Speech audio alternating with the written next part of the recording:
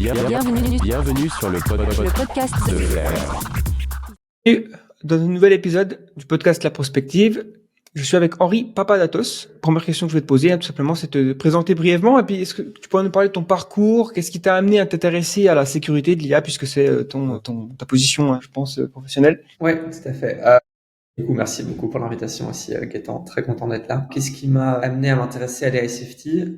Donc, quand j'étais à l'université, j'ai pour la première fois entendu à propos de ces problèmes d'AI Safety, que l'AI allait potentiellement avoir un gros impact sur le monde. Ça, c'était avant ChatGPT, donc il y avait très peu de gens qui en parlaient à l'époque. Donc, c'était surtout des petits groupes de gens qui en parlaient sur Internet. Il y avait quelques publications par-ci, par-là. J'ai notamment lu le livre qui s'appelle Human Compatible de Stuart Russell. Et du coup, ça m'a très vite parlé. C'est un problème assez intéressant qui lie les aspects techniques de mes études, je suis un background d'ingénieur, à des problèmes qui sont utiles à résoudre pour le monde, donc il y a un impact réel sur le monde. Du coup, je me suis plongé fort là-dedans. J'ai pivoté pas mal mes études vers l'intelligence artificielle. Ensuite, j'ai fait un projet de recherche de 6 mois à la fin de ça, justement dans le labo de Stuart Russell à Berkeley, surtout des questions d'alignement. Donc, on n'est pas obligé de rentrer dans les détails, mais ma thèse, c'était comment réduire la sycophancy des modèles. Donc, la sycophancy, c'est quand les modèles disent ce que l'utilisateur veut entendre, ce qui est vrai, au lieu de dire la vérité. Donc, c'est quand tu parles à ChatGPT, il dit super question, super bon point, alors que c'est pas forcément une bonne question. Ça, c'est la sycophancy. Ça, c'était mon projet de recherche. C'est très technique, très recherche. Pendant ces 7 mois où j'étais là-bas à Berkeley, j'ai commencé à comprendre que le problème de l'AI Safety, c'était pas uniquement un problème technique, et que même si on résolvait tous les aspects techniques du problème, il fallait toujours enforce ces solutions techniques, donc pousser les compagnies à utiliser ces solutions techniques. Et même si les compagnies faisaient ça par défaut, on a ensuite plein d'autres problèmes de gouvernance. Donc, qui va contrôler l'IA? Comment on s'assure qu'elle est bien utilisée? Est-ce qu'il y a des disparités de pouvoir très fortes entre des compagnies, le public, entre différents pays? Donc ça, c'est toutes des questions de gouvernance. Donc là, ça m'a poussé à rejoindre une organisation qui était aussi penchée sur les questions de gouvernance. Donc, j'ai rejoint CFR.ai, où je suis actuellement Managing Director. Donc, j'ai d'abord rejoint dans un premier temps en tant que Technical Governance Researcher, donc c'est plutôt encore un peu recherche. Et là, maintenant, je suis passé à Managing Director, donc je gère un peu tous les projets en même temps, toute l'organisation, pour s'assurer que tout va bien. Et donc, ça me permet d'être un peu sur tous les plans, tout ce dont on travaille à CFR.ai. Ok, cool. Et ouais, du coup, CFR.ai, tu mentionnais cette organisation française. Donc, il y a 2 ou 3 ans, je crois, Simeone qui est venu sur ce podcast. Donc, les gens qui sont qui nous suivent à fond, ils ont déjà peut-être un background là-dessus. Mais est-ce que tu pourrais peut-être nous parler de cette organisation, les missions principales que vous faites vis-à-vis de la sécurité de l'IA? Tu as parlé de gouvernance. Ouais, tout à fait. C'est chouette que Simon soit déjà venu. Je pense qu'à 3 ans, c'était tout début. Il devait y avoir lui et potentiellement une autre personne à CFR.ai. Du coup, là, on fait notre petit bonhomme de chemin. Maintenant, on est une douzaine. Donc, là, on grandit bien. C'est chouette. En termes de mission, notre objectif principal, donc, ça va être de réduire les risques de l'IA. Donc, on pense que avec le développement rapide de l'IA et toutes ces nouvelles capacités, il y a des risques qui vont arriver. On pourra parler de ces risques spécifiquement plus tard, potentiellement. Et du coup, nous, on veut réduire ces risques. Et notre axe principal, c'est de dire qu'il faut améliorer le management de risque. Et donc, ce framing sur le management de risque, il est assez utile parce que il est déjà utilisé dans plein d'autres industries à haut risque, l'aviation, par exemple. Et il a porté ses fruits en aviation. Du coup, j'avais des chiffres. Entre les années 70 et maintenant, il y a eu une réduction de 99% d'accidents mortels dans l'aviation. Et entre autres, grâce à des très bons processus de risk management. Donc, dès qu'il y a un accident, on va essayer de comprendre les causes, on va voir comment le régler, ensuite on va partager ces informations à toutes les autres compagnies aériennes et elles vont elles-mêmes améliorer leur avion. Et donc, tout ce genre de processus permettent de fort réduire les risques. Et ça a aussi une dimension technique. Donc, on va faire de la recherche sur comment améliorer le risk management. Donc ça, par exemple, ça peut ressembler à comment mieux évaluer les risques. Donc, comment faire des benchmarks qui évaluent les risques. Là, on a un gros projet de recherche qui se concentre sur le risk modeling cyber. Du coup, on va essayer de comprendre très fort comment est-ce que des hackers pourraient utiliser des modèles d'IA pour être plus performants en cyberattaque et quels sont les impacts que ça va avoir sur le monde. Ensuite, il y a un côté très plus gouvernance et policy making où toute cette expertise-là, on va essayer de la traduire dans des choses qui sont directement implémentables. Des exemples de ça, c'est les standards. On a déjà entendu parler des standards ISO, par exemple. On est dans le processus de standardisation ISO, de risk management d'IA, où on va amener cette expertise-là. Et ensuite, on contribue également directement à des lois. Donc là, il y a l'exemple en Europe de l'EU AI Act, dans lequel on a beaucoup contribué. Ce qui est très chouette, c'est qu'on a un volet très complet entre la technique et la gouvernance. Et ensuite, on a plein de petits projets dans tout ce spectre. Ok, ouais, c'est vrai que c'est intéressant parce que il y a eu, c'est vrai comme au début des réflexions sur l'IA, beaucoup de emphasis. On s'est focalisé sur les techniques, les risques techniques. Est-ce qu'on peut empêcher une IA de faire du mal aux humains ou de partir en latte par des moyens techniques, quoi. Mais en fait, ça va plus que là. Même si on y arrive, en fait, il y a d'autres problèmes, d'autres enjeux. Et ce qui est intéressant, c'est que tu me dis si je me trompe, mais j'ai l'impression que l'industrie et même le public a du mal à considérer que c'est la même catégorie que l'aviation. Par exemple, là, l'aviation, on se dit oui, c'est normal qu'il y ait autant de personnes qui s'intéressent à rendre ça sûr, parce que c'est quand même les catastrophes, elles font pas semblant, quoi, quand il y a un accident. On le sait tout de suite. Pareil, la médecine, peut-être aussi, ça rentre dans ce domaine, c'est-à-dire qu'on est très précautionneux. Ça se dit ça en français. Donc l'IA, j'ai l'impression, et même d'une manière générale, tout ce qui est logiciel, software, les réseaux sociaux aussi, ça n'a pas été tellement considéré comme quelque chose qui avait potentiellement des effets négatifs avant les récentes études, quoi. Tout à fait, ouais. En fait, je pense que le biais ici, c'est que souvent les gens, quand ils pensent au modèle d'IA, le grand public, ils vont penser à ChatGPT qui est sorti il y a 3 ans. Et ils vont se dire, ah, ben, c'est un petit outil sympathique qui écrit nos emails. Et on pense très peu souvent à l'amélioration des capacités. Et du coup, on a du mal à se rendre compte qu'il y a 3 ans, ChatGPT, il savait à peine faire du code, il était un peu nul en maths, il était utile pour écrire un peu nos dissertations et nos emails. Et maintenant, on commence à avoir des modèles qui sont beaucoup plus capables en programmation. Il y a une compétition de programmation il y a genre 1 mois. Et le modèle d'OpenAI a été battu par seulement un humain. C'était rigolo.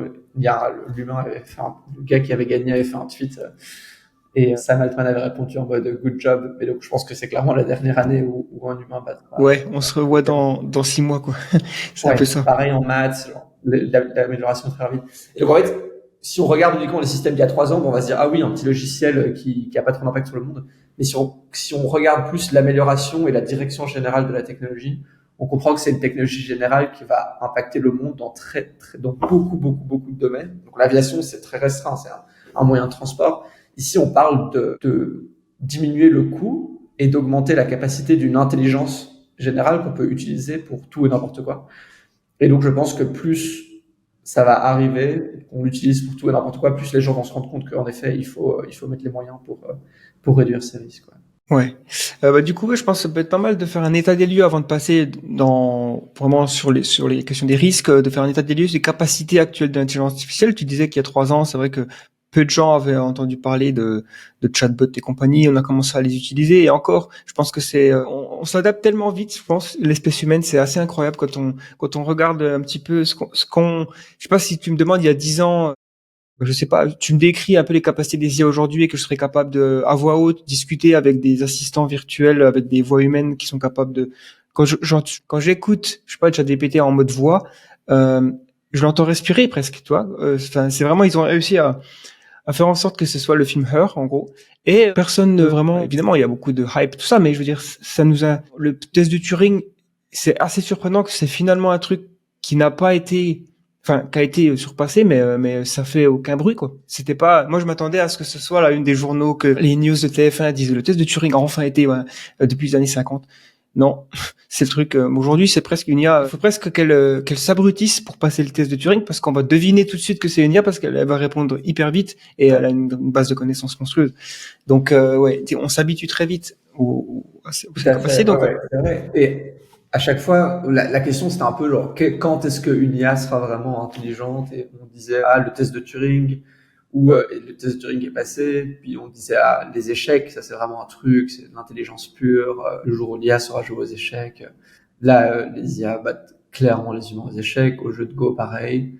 Puis il y avait la partie un peu plus créative, ah si l'IA pourrait écrire des poèmes ou générer de l'art, ça c'est clairement un truc, c'est le propre des humains. Maintenant on a des IA qui génèrent des poèmes. Puis il y a les maths. Ah, les maths, c'est vraiment l'intelligence brute, générale, plus générale que les échecs. Et donc là, justement, il y a un modèle d'OpenAI et un modèle de Google DeepMind qui ont eu la médaille d'or aux Olympiades internationales de maths dans le mois passé là. Donc, clairement, ils sont beaucoup plus forts que moi en maths. Il y a aucun doute. Il y a 3 ans, j'utilisais un petit peu GPT-3 et ChatGPT pour m'aider dans mes cours d'ingénieur en maths et c'était pas très utile, donc j'étais clairement plus fort que les IA en maths. Et maintenant c'est un domaine où les IA m'écrasent, quoi. Donc je suis sûr que c'est beaucoup plus capable que moi en maths. Il y a pas longtemps, je faisais un projet de recherche avec une équipe de DeepMind sur créer des évaluations, et c'était juste le moment où O1 était sorti. Il était sorti genre dans la nuit. Du coup, le chercheur de DeepMind m'avait envoyé des maths à review et je les ai passés dans O1. Il a trouvé tout de suite 2 erreurs que le chercheur a fait. Donc ça, c'était quand O1? Ça devait être en octobre, novembre l'année passée. Donc là, maintenant, on dépasse les meilleurs students, les high school students de 18 ans en maths du monde. Et donc ça va continuer à s'améliorer pour sûr, notamment en programmation aussi. Donc c'est clair que la vitesse est fulgurante et aussi beaucoup de gens voient très fort, comme tu disais, les capacités audio ou de génération d'images ou de vidéos. Ça, c'est des choses que les gens qui sont très faciles à se rendre compte et à voir l'amélioration. Et je pense que beaucoup plus importante que ça, c'est l'intelligence plus brute qui sont capables qui va nous rendre capables de résoudre des problèmes du vrai monde de manière beaucoup plus rapide, d'augmenter l'innovation de manière beaucoup plus rapide. Et donc, je pense que l'impact dans le monde va venir vraiment de cette intelligence brute qui nous dépassera sans doute dans la majorité des tâches bientôt. Donc là, il y a toujours un peu cette question de quand est-ce qu'on va avoir une intelligence qui est globalement aussi intelligente qu'un humain, ou qui pourrait remplacer un humain qui télétravaille, en gros, dans toutes les tâches. Et donc ça, on ne sait pas exactement quand ça va arriver. Forcément, c'est toujours dur de faire des postulats sur l'évolution de la technologie future. Mais donc, actuellement, les modèles actuels, ils sont très forts dans certaines tâches spécifiques et courtes, genre faire un problème de maths, mais ils ont du mal à rester cohérents et à exécuter sur des tâches plus longues. C'est pour ça qu'on voit des modèles là qui sont plus forts que les meilleurs mathématiciens du monde et qui, en même temps, arrivent pas à organiser un voyage où il y a des étapes et tomber dans des loops un peu bêtes. Ou il y avait aussi l'IA qui jouait à Pokémon Go, là, qui restait complètement bloqué dans des endroits ridicules. Et donc là, c'est assez intéressant parce qu'on a vraiment genre la frontière des capacités qui est pas du tout lisse. Donc il y a des endroits où ça va être beaucoup plus fort que nous déjà, et des endroits où c'est beaucoup moins fort que nous. Et donc c'est aussi facile de se dire, mais l'IA c'est nul, ça sait pas dire combien de R il y a dans Strawberry. Et du coup, genre toute cette frontière continue quand même à monter. Donc je pense que ça va continuer à aller très vite. Et donc, ça m'étonnerait pas que dans quelques années, on a des modèles d'IA qui soient plus forts que les humains sur toutes les tâches. Et une fois qu'on arrive à ce niveau-là, il y a un phénomène un peu d'emballement qui commence. Comment est-ce que les IA sont développées actuellement? C'est des ingénieurs qui sont chez OpenAI, chez DeepMind, etc., qui vont regarder comment créer des nouveaux algorithmes, comment améliorer la vitesse des algorithmes existants, et ensuite ils vont jeter beaucoup de puissance de calcul dans les algorithmes. Et donc, si on arrive à automatiser le travail de ces ingénieurs-là, on pourra avoir des vitesses de progression qui sont beaucoup, beaucoup plus rapides. Et donc là, on arrive vraiment dans un coude très fort de la vitesse de progression. Et du coup, là, l'intelligence de l'IA, sans doute, explosera beaucoup plus vite que ce qu'elle le fait maintenant encore. Et il n'y a pas trop de niveau maximum à l'intelligence en soi. Je pense que c'est un peu il y a beaucoup d'humains, enfin, on pense parfois ça, que l'intelligence humaine, c'est un peu le summum de l'intelligence qui pourrait exister.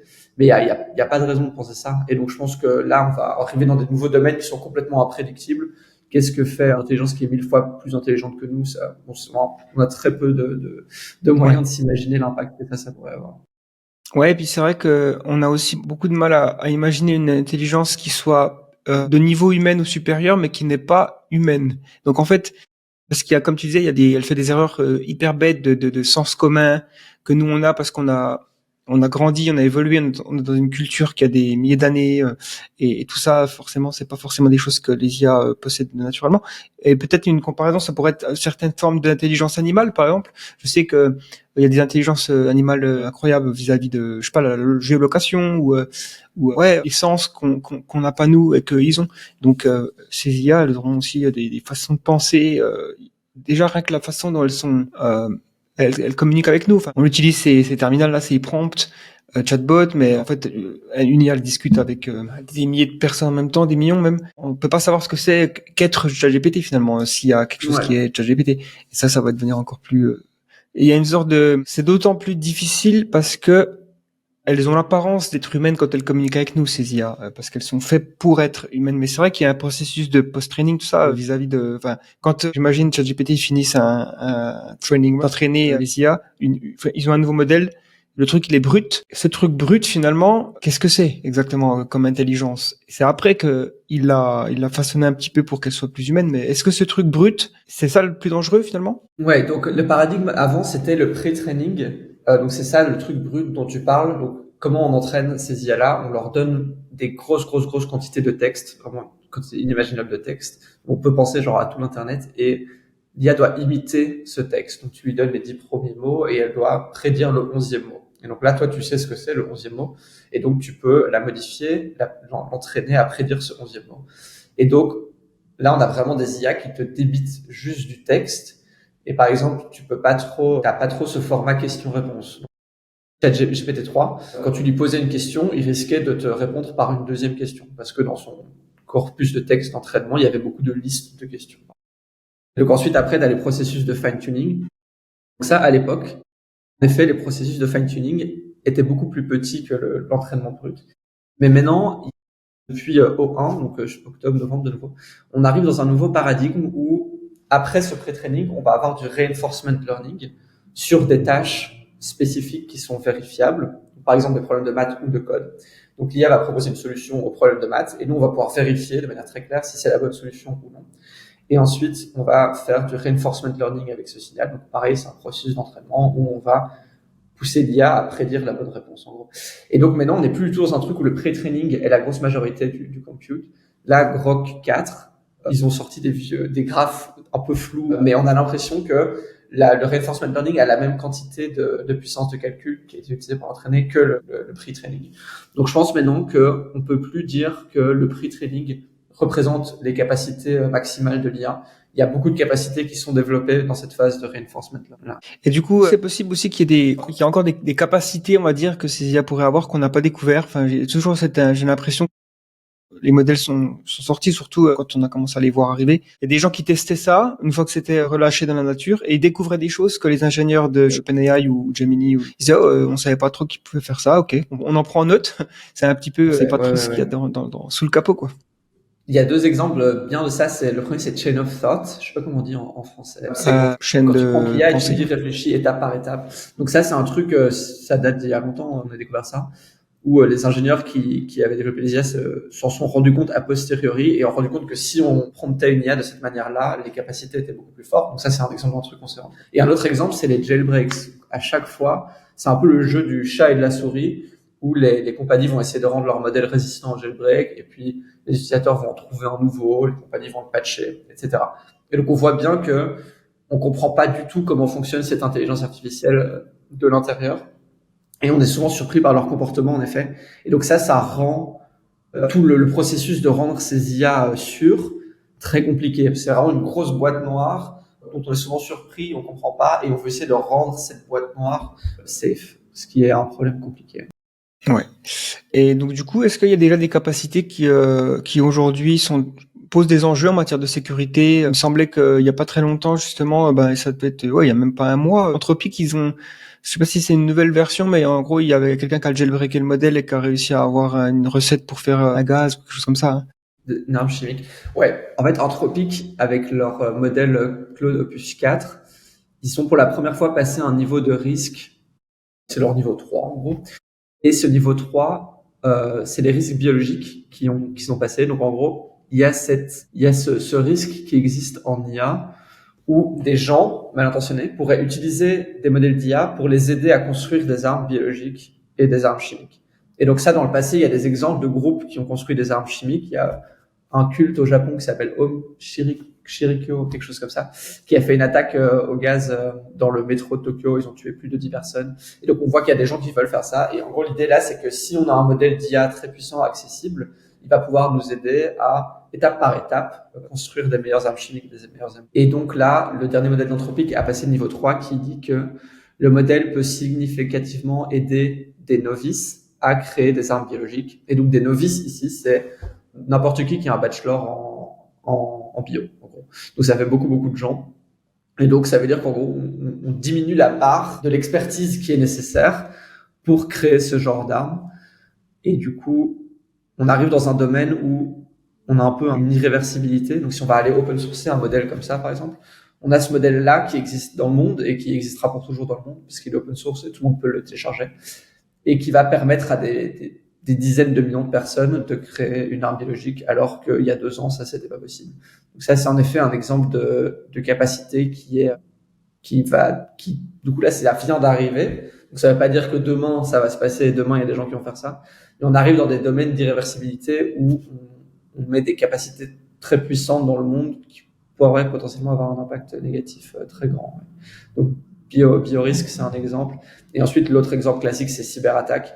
Donc, les groupes de cyberattaque utilisent déjà fort les IA dans leur pipeline de cyberattaque. En gros, donc, il y a des rapports d'OpenAI, notamment très réguliers, qui montrent qu'il y a des groupes affiliés à des États, genre la Chine, la Corée du Nord, qui utilisent régulièrement ChatGPT dans leur pipeline d'attaque. Et là, forcément, plus les IA vont être fortes en code, plus les IA vont être meilleures que les meilleurs programmeurs humains, plus ça va donner des capacités à n'importe qui veut faire des cyberattaques très très fortes. Et donc, je m'attends à ce qu'il y ait beaucoup plus d'attaques cyber dans les 3-5 prochaines années qui vont attaquer en gros toute notre infrastructure cyber. Par exemple, en Belgique, il y a beaucoup d'hôpitaux qui se sont fait hacker il y a pas longtemps. Et donc, ça a complètement paralysé leur activité pendant longtemps. Je m'attends à ce que ce genre d'attaques sur nos infrastructures devienne beaucoup plus fréquent. Et donc, là, il y a un peu la question de la balance attaque et défense. Donc, les attaqueurs, forcément, ils utilisent ces modèles tout de suite parce que du coup, ils sont très connectés à la tech, ils connaissent toutes les nouvelles technologies. Et du coup, ensuite, le challenge, ça va être de rendre notre défense aussi rapide à incorporer ces nouvelles technologies d'IA. Mais là, on sent que c'est compliqué, que n'importe quel hôpital dans une campagne utilise des logiciels de pointe pour se défendre. Donc, on voit qu'il y a une asymétrie forte dans la balance attaque-défense. Et donc ça, je pense que ça va être un risque très concret aussi qu'on va commencer à avoir de plus en plus. Ouais. Ok, donc je pense qu'on aura d'autres risques sur lesquels s'attarder. Donc sur Safer AI, il y a aussi récemment, vous avez sorti un risk assessment, je crois. En gros, vous analysez les scores des IA, des laboratoires d'IA, en gros les grosses entreprises qui font des IA, et vous essayez de voir. En fait, c'est un audit, quoi, finalement, un audit de sécurité. Donc, est-ce qu'il y a des meilleurs élèves que d'autres? Comment ça se passe? Ouais, donc en fait, ce qu'on a fait, c'est qu'on a regardé les pratiques de sécurité de ces compagnies-là, et on a uniquement regardé ce qu'elles ont publié publiquement. Donc en gros, c'est qu'est-ce que les compagnies promettent de faire. Et donc, on a regardé des 12 compagnies qui ont promis de faire des choses. Donc, il y a un très large avantage de compagnies. Et ouais, donc ça, c'est important. C'est uniquement ce qui est public et c'est ce qu'elles promettent de faire. On n'a pas regardé si elles suivaient leurs promesses. Donc, on a regardé ce qu'elles promettent de faire et on a classé de 0 à 100% à quel point ces pratiques sont bonnes en termes de risk management. Donc, le 100%, c'est des pratiques que nous, on va considérer comme fortes et suffisantes pour réduire les risques de manière appropriée. Donc, pour définir ce 100%, on a regardé ce qui est fait dans d'autres industries, comme je mentionnais tout à l'heure, et on les a adaptés aux spécificités de l'IA. Et ensuite, 0%, c'est il n'y a rien du tout qui est fait. Et donc là, toutes les compagnies sont entre 0 et 35%. Donc, on voit que la masse de compagnies a une belle marge d'amélioration. Donc, on voit vraiment que ces compagnies investissent pas suffisamment d'énergie et de moyens dans le risk management comparé aux dizaines, centaines de milliards qu'elles vont investir dans rendre ces IA plus capables. Et ensuite, au sein de toutes ces compagnies qui sont entre 0 et 35%, il y a des meilleurs élèves que d'autres. Donc, tout devant, on a OpenAI et Anthropic actuellement. Ensuite, on en a d'autres. Il y a des éléments intéressants. Il y a Google DeepMind, par exemple, qui a diminué son score par rapport à notre dernière analyse. Donc, ils ont affaibli leurs promesses. Et donc, ça, c'est une direction qu'on voit qui est un peu effrayante où, ouais, les promesses des compagnies étaient plus fortes avant, en fait, et maintenant, plus le temps avance, plus elles promettent de moins en moins. Et ensuite, autre élément d'observation intéressant, il y avait Mistral qui avait promis également de publier un document comme ça, expliquant leur pratique de risk management, et ils l'ont pas fait du tout. Du coup, eux, on leur a mis 0. Ok. Je mentionne eux spécifiquement vu qu'on est en français. Ouais. On me donne pas le bon exemple, mais de toute façon, j'ai vu le paysage en France vis-à-vis de ça. Dernièrement, le sommet pour l'IA, là, qui a quand même un petit peu mis de côté la sécurité pour parler plus de ouais, il faut investir des milliards et des milliards. Ouais, donc ça nous amène à aussi discuter de la course à l'armement finalement. Enfin, quand je dis armement, c'est évidemment on pourra aussi parler de ça, mais plus du manière générale la course à être le premier à développer une IA, ce qu'on appelle AGI, une IA de niveau général humaine et supérieur. Donc comment ça parce que j'imagine que c'est un des éléments les plus qui joue le plus justement pour négliger la sécurité dans ces différentes entreprises, notamment, je sais pas, Anthropic, on a souvent l'impression qu'ils disent qu'ils sont les plus responsables, mais en fait, il y a un petit peu du safety washing, quoi. C'est en gros, on dit qu'on est c'est un argument de vente, en fait, presque. Ouais. Alors, cette course, c'est super intéressant. Il se passe plein de choses. Il y a déjà un peu deux niveaux de course. Le premier niveau de course, c'est plutôt une course commerciale entre les compagnies. Ce qui est intéressant, c'est que les compagnies se sont réveillées plutôt que les gouvernements aux enjeux de ces IA générales. Et donc là, on a une course effrénée qui date déjà d'il y a un peu plus longtemps entre les compagnies, donc pour avoir les IA les plus capables le plus vite possible et manger le marché le plus rapidement possible.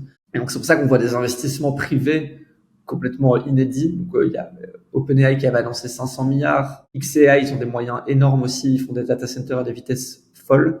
Et donc là, on voit vraiment qu'on a une technologie privée dans laquelle il y a des investissements complètement jamais vus dans aucune technologie avant, qui s'engouffrent de manière très rapide. Donc là, on sent que, et d'autres exemples de ça, c'est Meta qui essayait de poach des chercheurs à coût de 100 millions. Là, j'ai même vu qu'il y en avait un qui a eu une offre à 1,25 milliard pour 4 ans de travail. Donc ça, on n'a jamais vu des trucs pareils. Donc on sent que les compagnies se rendent vraiment compte de la valeur de cette technologie et qu'il faut manger le marché le plus vite possible. Et donc il y a encore d'autres exemples. Par exemple, il y a l'énergie, c'est un facteur très important ici parce que ces data centers consomment beaucoup d'énergie. Donc il y avait une anecdote intéressante, c'est qu'il y a des raffineries d'aluminium qui ont été vendues aux États-Unis récemment, donc il y en avait 30. Donc, ça n'a rien à voir avec l'IA, mais ces raffineries consomment beaucoup d'énergie. Et donc des boîtes d'IA en ont racheté 25 sur 30 pour pouvoir les shut down et réutiliser l'énergie qu'elles utilisaient avant. Donc, on est vraiment dans une logique c'est le nouvel Eldorado, on faut tout donner pour arriver à être le premier. Donc ça, c'est la course commerciale. Et donc forcément, les compagnies sont réveillées avant les gouvernements parce qu'elles sont plus proches de la technologie. Ensuite, là, il y a les gouvernements qui commencent également à se réveiller. Donc il y a les États-Unis qui ont publié leur action plan, leur plan d'action. C'était il y a vraiment 2-3 semaines. Et du coup, le mot directeur de ce plan d'action, c'est on veut gagner la course, on veut que les États-Unis soient à la pointe de l'IA et imposent leur technologie partout. Et donc, dans ce plan d'action, il y a des choses comme on veut diminuer la régulation, donner des permis plus rapidement aux data centers pour qu'ils se construisent plus vite. Et donc, il y a vraiment ce narratif de on veut être les premiers, c'est un enjeu capital. Et donc, je peux peut-être parler de pourquoi est-ce que les pays pensent que c'est un enjeu capital. Comme on a dit, c'est une technologie qui est très générale, donc qui va être utile pour rendre l'économie beaucoup plus forte. Vous pouvez vraiment imaginer, c'est comme si on avait des humains 100 fois plus rapides, 1000 fois plus rapides, plus intelligents, capables de remplacer, de faire toutes des tâches remote que les humains savent faire, qui coûtent beaucoup, beaucoup moins cher. Donc on va avoir en fait une workforce, une masse de travailleurs, beaucoup, beaucoup plus grand tout d'un coup. Et donc ça va sans doute faire boomer les économies. Le taux d'innovation va sans doute grandir beaucoup plus vite. Donc ça, c'est les changements qu'on va sans doute voir dans les 10 prochaines années, attrayants pour un pays. Et ensuite, il y a d'autres applications plus spécifiques qui sont très intéressantes. J'avais mentionné les cyberattaques. Il y a OpenAI qui a fait un contrat avec le Department of Defense aux États-Unis, donc il y a aussi des enjeux militaires très forts. Et ensuite, construire une arme militaire, c'est aussi un projet de recherche et d'ingénierie. Et donc, si on a des IA plus capables que nos meilleurs ingénieurs et nos meilleurs chercheurs, on aura sans doute des technologies d'armement qui vont augmenter très rapidement. Et donc, on voit que c'est vraiment un avantage clé d'être le premier à avoir l'IA la plus forte. Donc là, les États-Unis, on commence à comprendre ça. La Chine commence à comprendre ça tout doucement aussi. Il y a une asymétrie qui est assez intéressante, c'est que pour l'instant, les États-Unis ont 70% de la puissance de calcul et la Chine ont environ 15%. Donc, on a vraiment une grosse avance aux États-Unis. Et c'est aussi les États-Unis qui ont les industries qui produisent cette puissance de calcul, genre Nvidia. Par contre, en Chine, ils ont un peu d'autres avantages. Ils peuvent, par exemple, plus facilement nationaliser des boîtes et centraliser toute la puissance de calcul qu'ils ont déjà sur leur territoire. Donc, il y a des avantages d'un côté et de l'autre. Et puis, il y a l'Europe. En Europe, je pense qu'on s'est moins réveillé pour l'instant. On dirait que le gouvernement français s'est un petit peu réveillé. Donc, au sommet, ils ont annoncé 200 milliards d'investissements. Mais ils ne sont pas autant réveillés que les autres. En France, on pourrait construire des data centers beaucoup plus vite. Là, aux États-Unis, on estime qu'il y aura entre 80 et 100 gigawatts de data centers en 2028. 1 gigawatt, c'est une centrale nucléaire. 80 et 100 gigawatts, c'est des quantités d'énergie folles.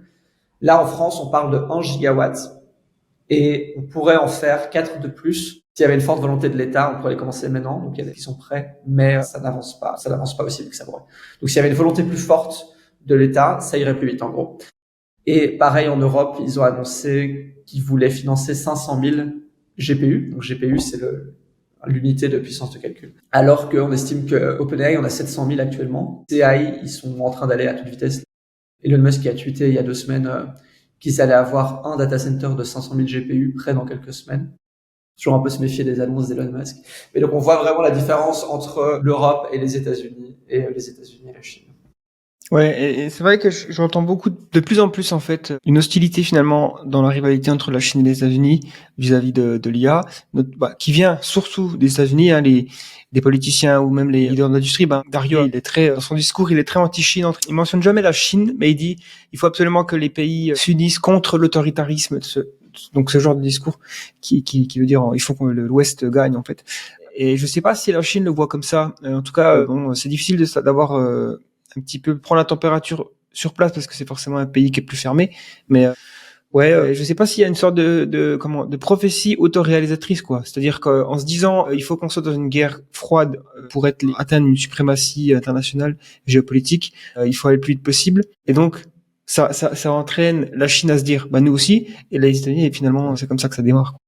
Tout à fait. Oui, ça réveille la Chine très fort. Quand il y avait eu les investissements de 500 milliards annoncés à la Maison Blanche de OpenAI, une semaine après, il y a la Chine qui annonçait des investissements aussi j'ai peur de dire des bêtises, mais je pense que c'était 200 milliards.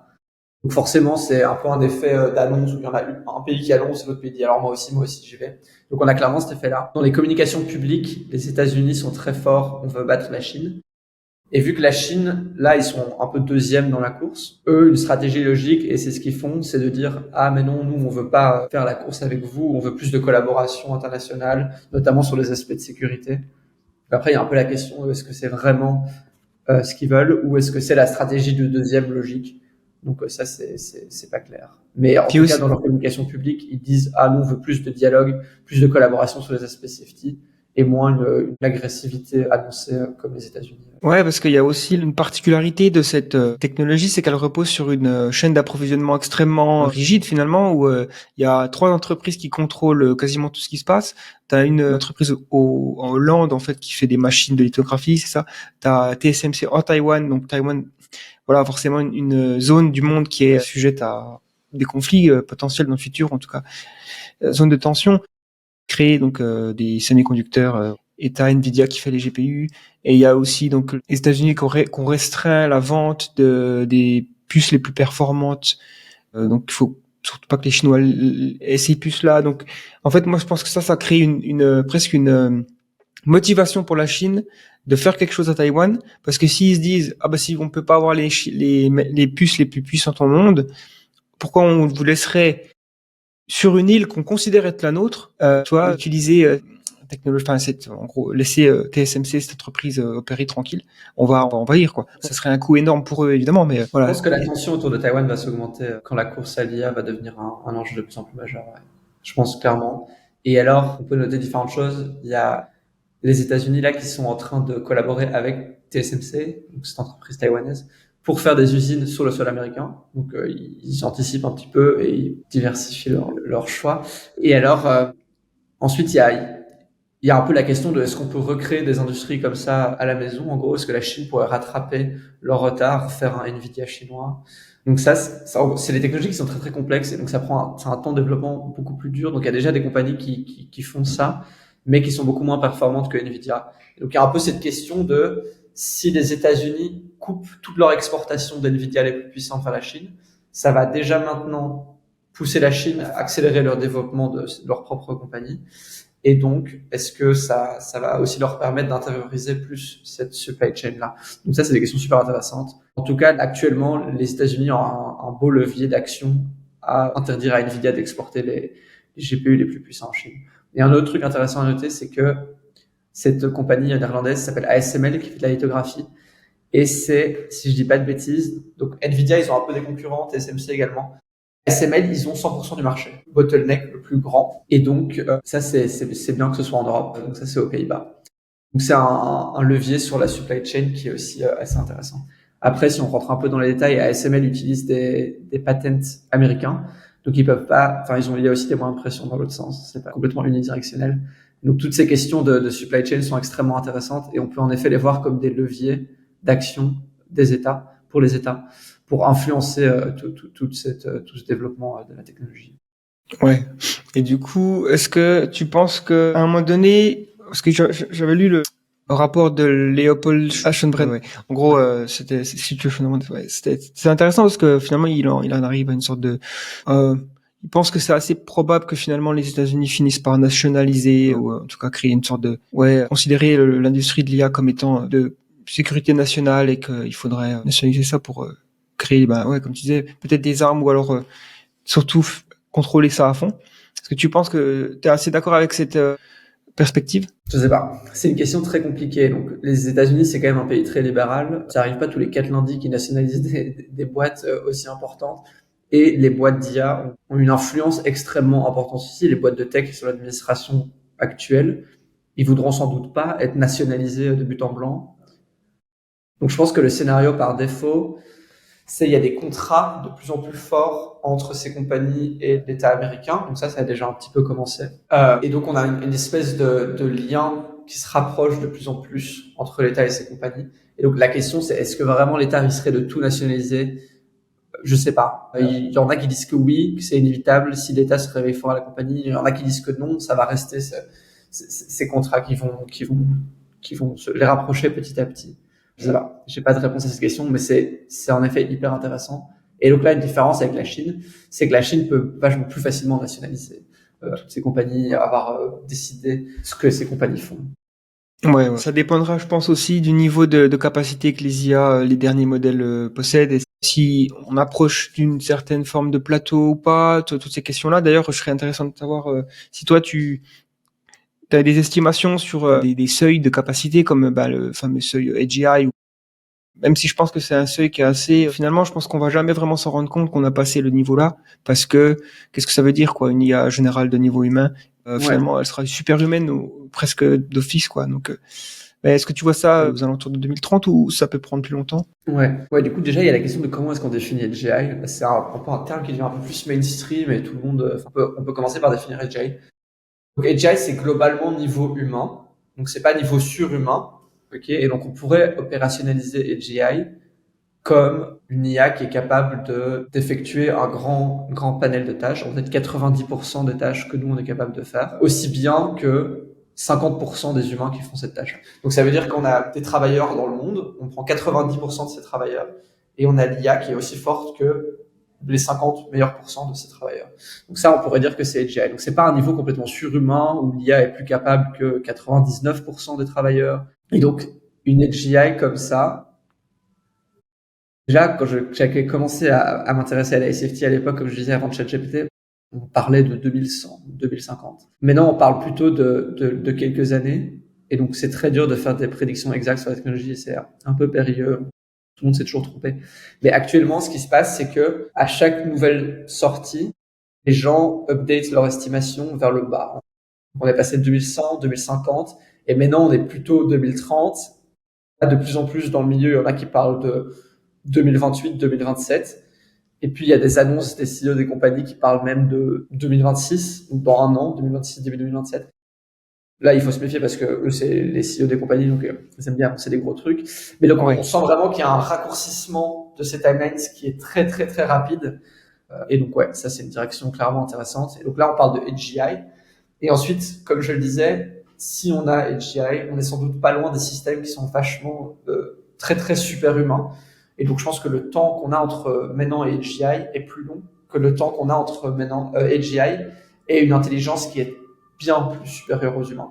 Et donc, comme je le disais tout à l'heure, là, on arrive un peu dans un horizon des événements où on peut plus trop prédire ce qui va se passer parce que ça va changer le monde de manière tellement drastique.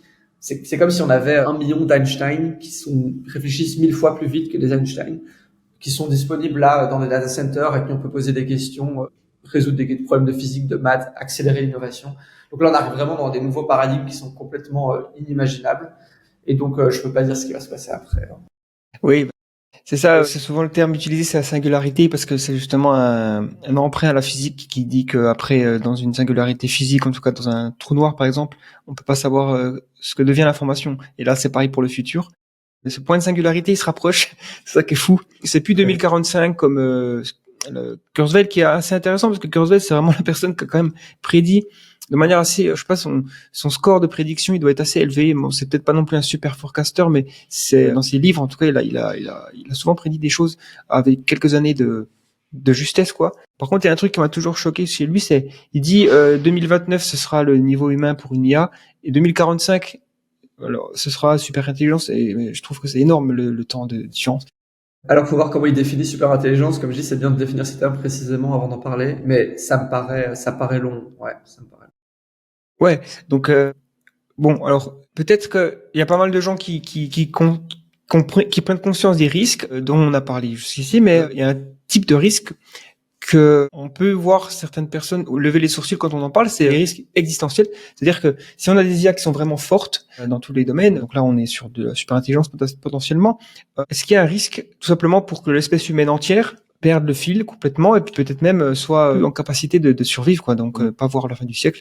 J'aimerais savoir comment tu parles de ce genre de questions à des gens qui sont pas du tout dans le domaine.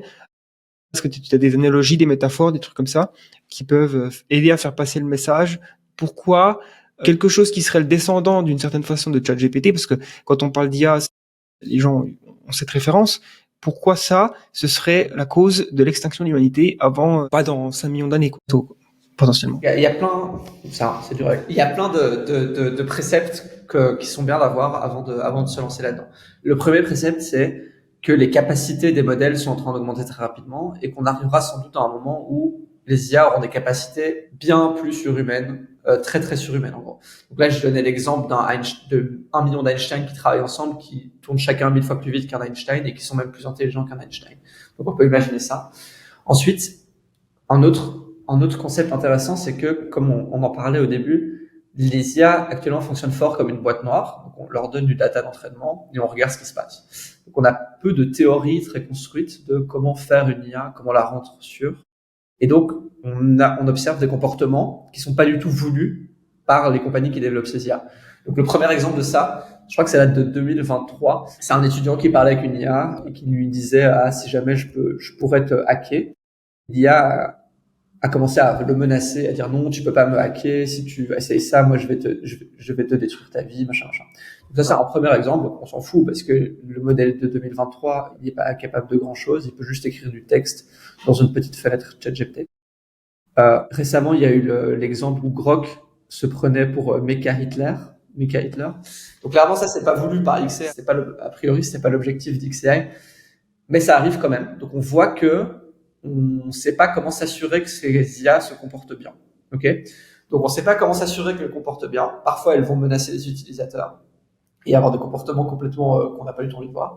Elles sont en train de devenir vachement surhumaines. Et puis, il y a un peu la question qui revient souvent, qui est mais quel serait l'objectif de cette IA ? Pourquoi est-ce qu'elle voudrait nous faire du mal ? Qu'est-ce qu'elle a envie de faire ? Ça n'a pas de sens.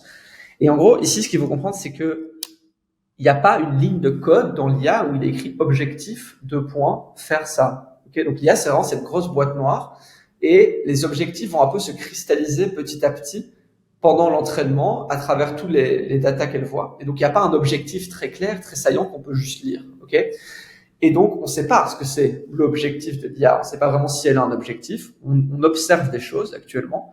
Donc, il y a par exemple cette expérience où l'IA évitait de se faire comment on dit en français, s'évitait de se faire éteindre. Donc, elle était en train de résoudre des problèmes de code. Et alors, elle a vu dans le système qu'il y avait une ligne de code où ça l'éteignait et où elle a override la ligne de code. Donc, ça, c'est tous les trucs qu'on observe. Et donc là, il y a la question maintenant de qu'est-ce qui se passe s'il y a ces systèmes qui ont des objectifs pas clairs. On observe maintenant que parfois, ils veulent pas se laisser éteindre, qui sont vachement plus intelligents que nous. Et donc, on n'a aucune garantie qu'ils veulent pas nous faire du mal.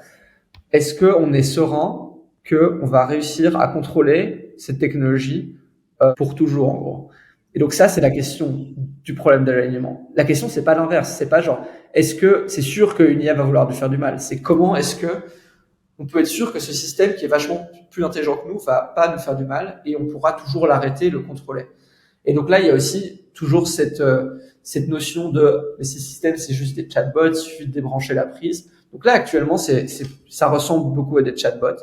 Ça devient de moins en moins des chatbots. Donc, de plus en plus, on leur donne accès à beaucoup de leviers sur le monde. Donc, on va leur donner accès à notre ordinateur pour qu'elles puissent exécuter des fonctions.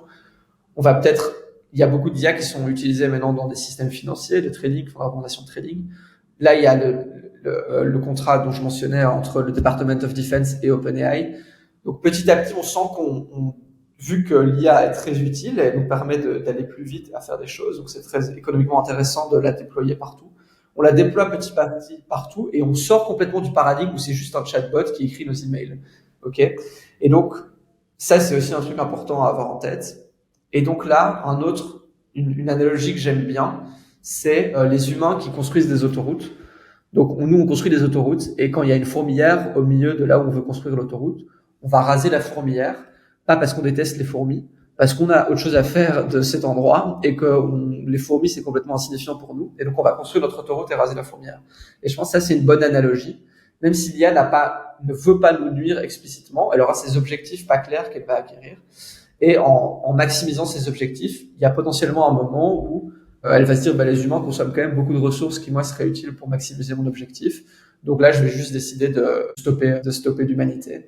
Et donc, on peut facilement s'imaginer qu'une fois que l'IA est implémentée partout dans notre société, dans notre économie, et 1000 fois plus intelligente que les 1000 Einstein, ce soit dur de juste appuyer sur le bouton off du data center, parce qu'elle est partout, elle est déployée sur toutes nos machines, etc., etc. On arrive dans un moment où c'est dur de revenir en arrière et penser que c'est pas de souci, on va savoir contrôler ces systèmes ad vitam aeternam. Pour moi, c'est ça le danger. On n'est pas sûr que ça va arriver, mais on est loin d'être sûr que ça va pas arriver. Très très loin. Et il faudrait être un peu plus sûr que ça va pas arriver au vu de la vitesse actuelle et des investissements massifs qui sont mis pour développer cette technologie. Je pense que c'est des bonnes analogies. Puis c'est vrai que ça nous fait penser aussi à notre propre existence sur Terre, parce que finalement, on pourrait très bien se dire, il y a 300 000 ans, la singularité a eu lieu, c'est nous, et regarde le résultat.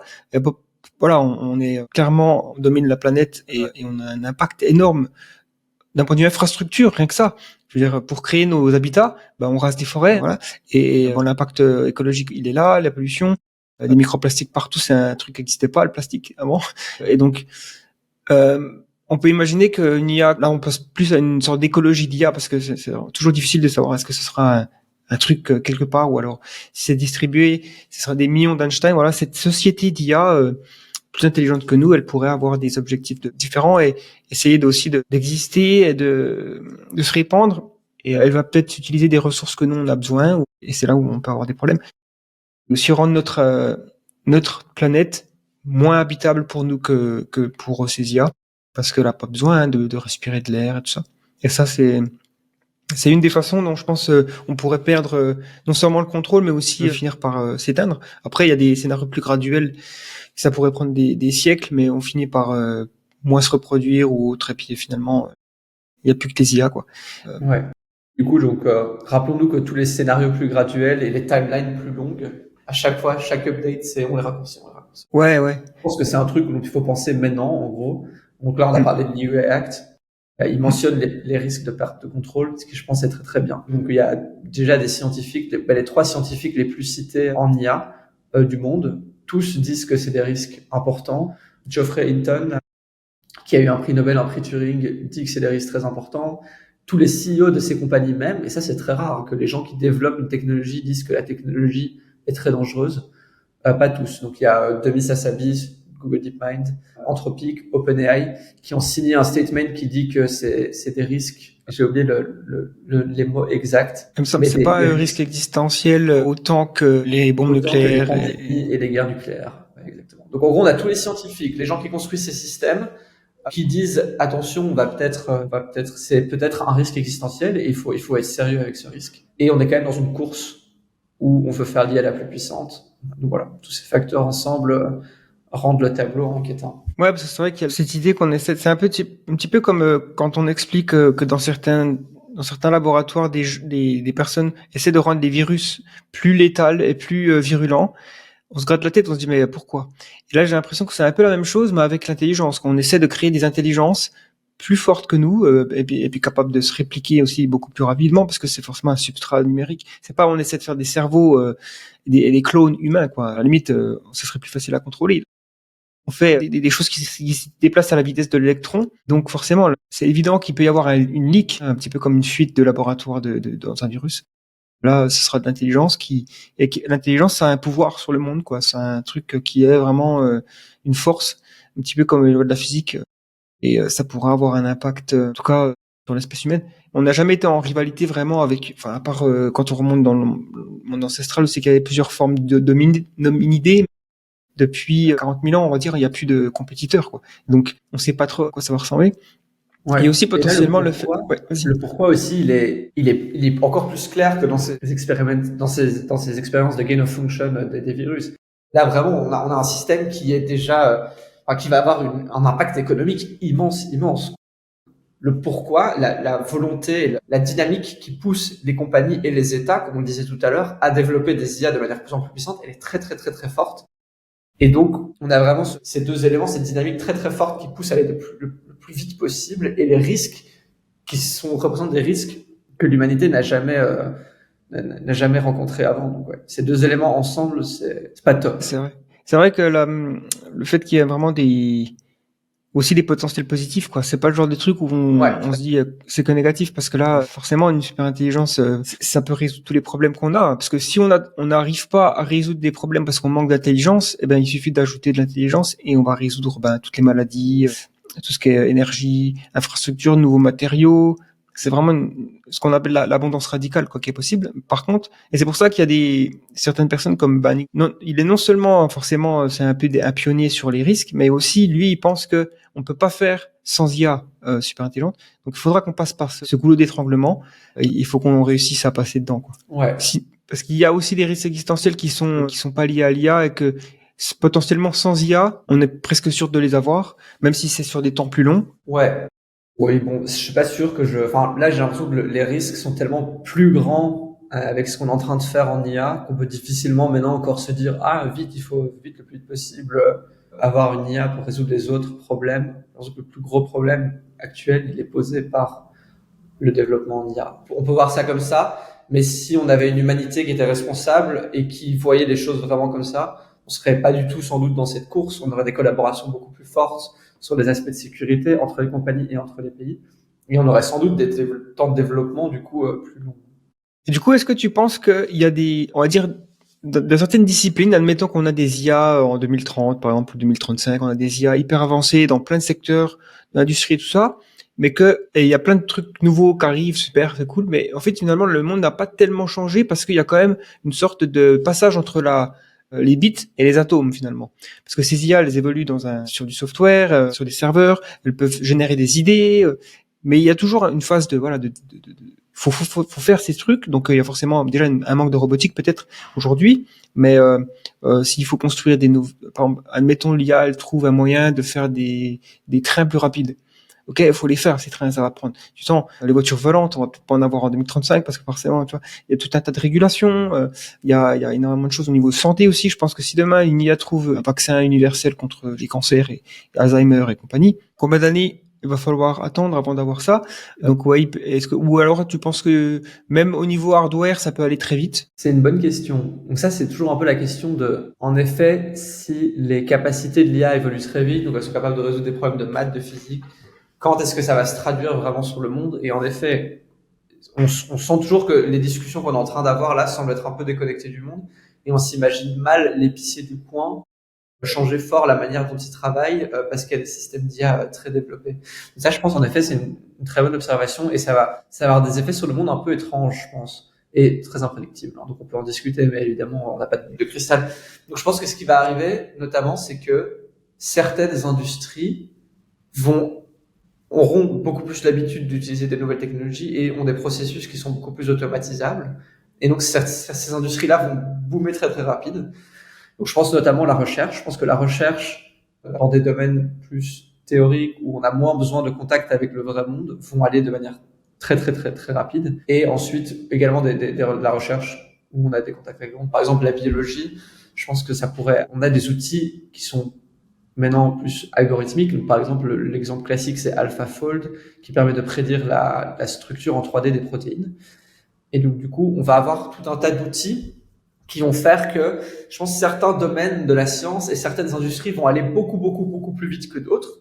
Donc, je pense, en effet, on pourrait avoir des technologies qui sont que maintenant on considère complètement irréalistes dans 5-10 ans, tout en ayant peut-être l'épicier du coin à côté qui continue à travailler. Donc, on va être dans un monde qui va vraiment évoluer de manière très vite, très asymétrique et très bizarre. Donc, ça, je pense que c'est aussi, d'ailleurs, notamment le rôle des gouvernements de voir venir et de voir comment est-ce qu'on accompagne cette adaptation de la société. Un autre truc que je voulais dire, ouais. Là, on parle beaucoup de l'impact, de l'influence du monde réel, et que c'est plus dur, c'est plus facile de faire des choses complètement en simulation et plus dur d'aller avoir un impact physique dans le monde. Mais designer des robots, en gros, la robotique, ça reste un problème de recherche et d'ingénierie. Et donc, ça ne m'étonnerait pas qu'on fasse des progrès et d'innovation très rapides dans la robotique. Et donc, on réduise de manière très forte les coûts de production. On rend ces robots beaucoup plus utiles et on les design de manière à ce on puisse les produire de manière très, très rapide. Donc ça, je pense que ça va arriver aussi dans un deuxième temps. Donc, je trouve que la première vague d'automatisation, c'est sur les tâches intellectuelles. Une de ces tâches intellectuelles, c'est designer des robots très faciles à produire, pas cher. Hein. Et du coup, la deuxième vague d'automatisation, ça va être l'aspect plus robotique et toutes les tâches qui sont physiques sous le monde, mais qui, pour moi, de manière très logique, devraient suivre la première la première vague. Donc, dans un deuxième temps, là, ça paraît complètement fou de penser qu'on aurait des robots qui viendraient construire nos maisons, qui viendraient faire tous les travaux que les humains font maintenant.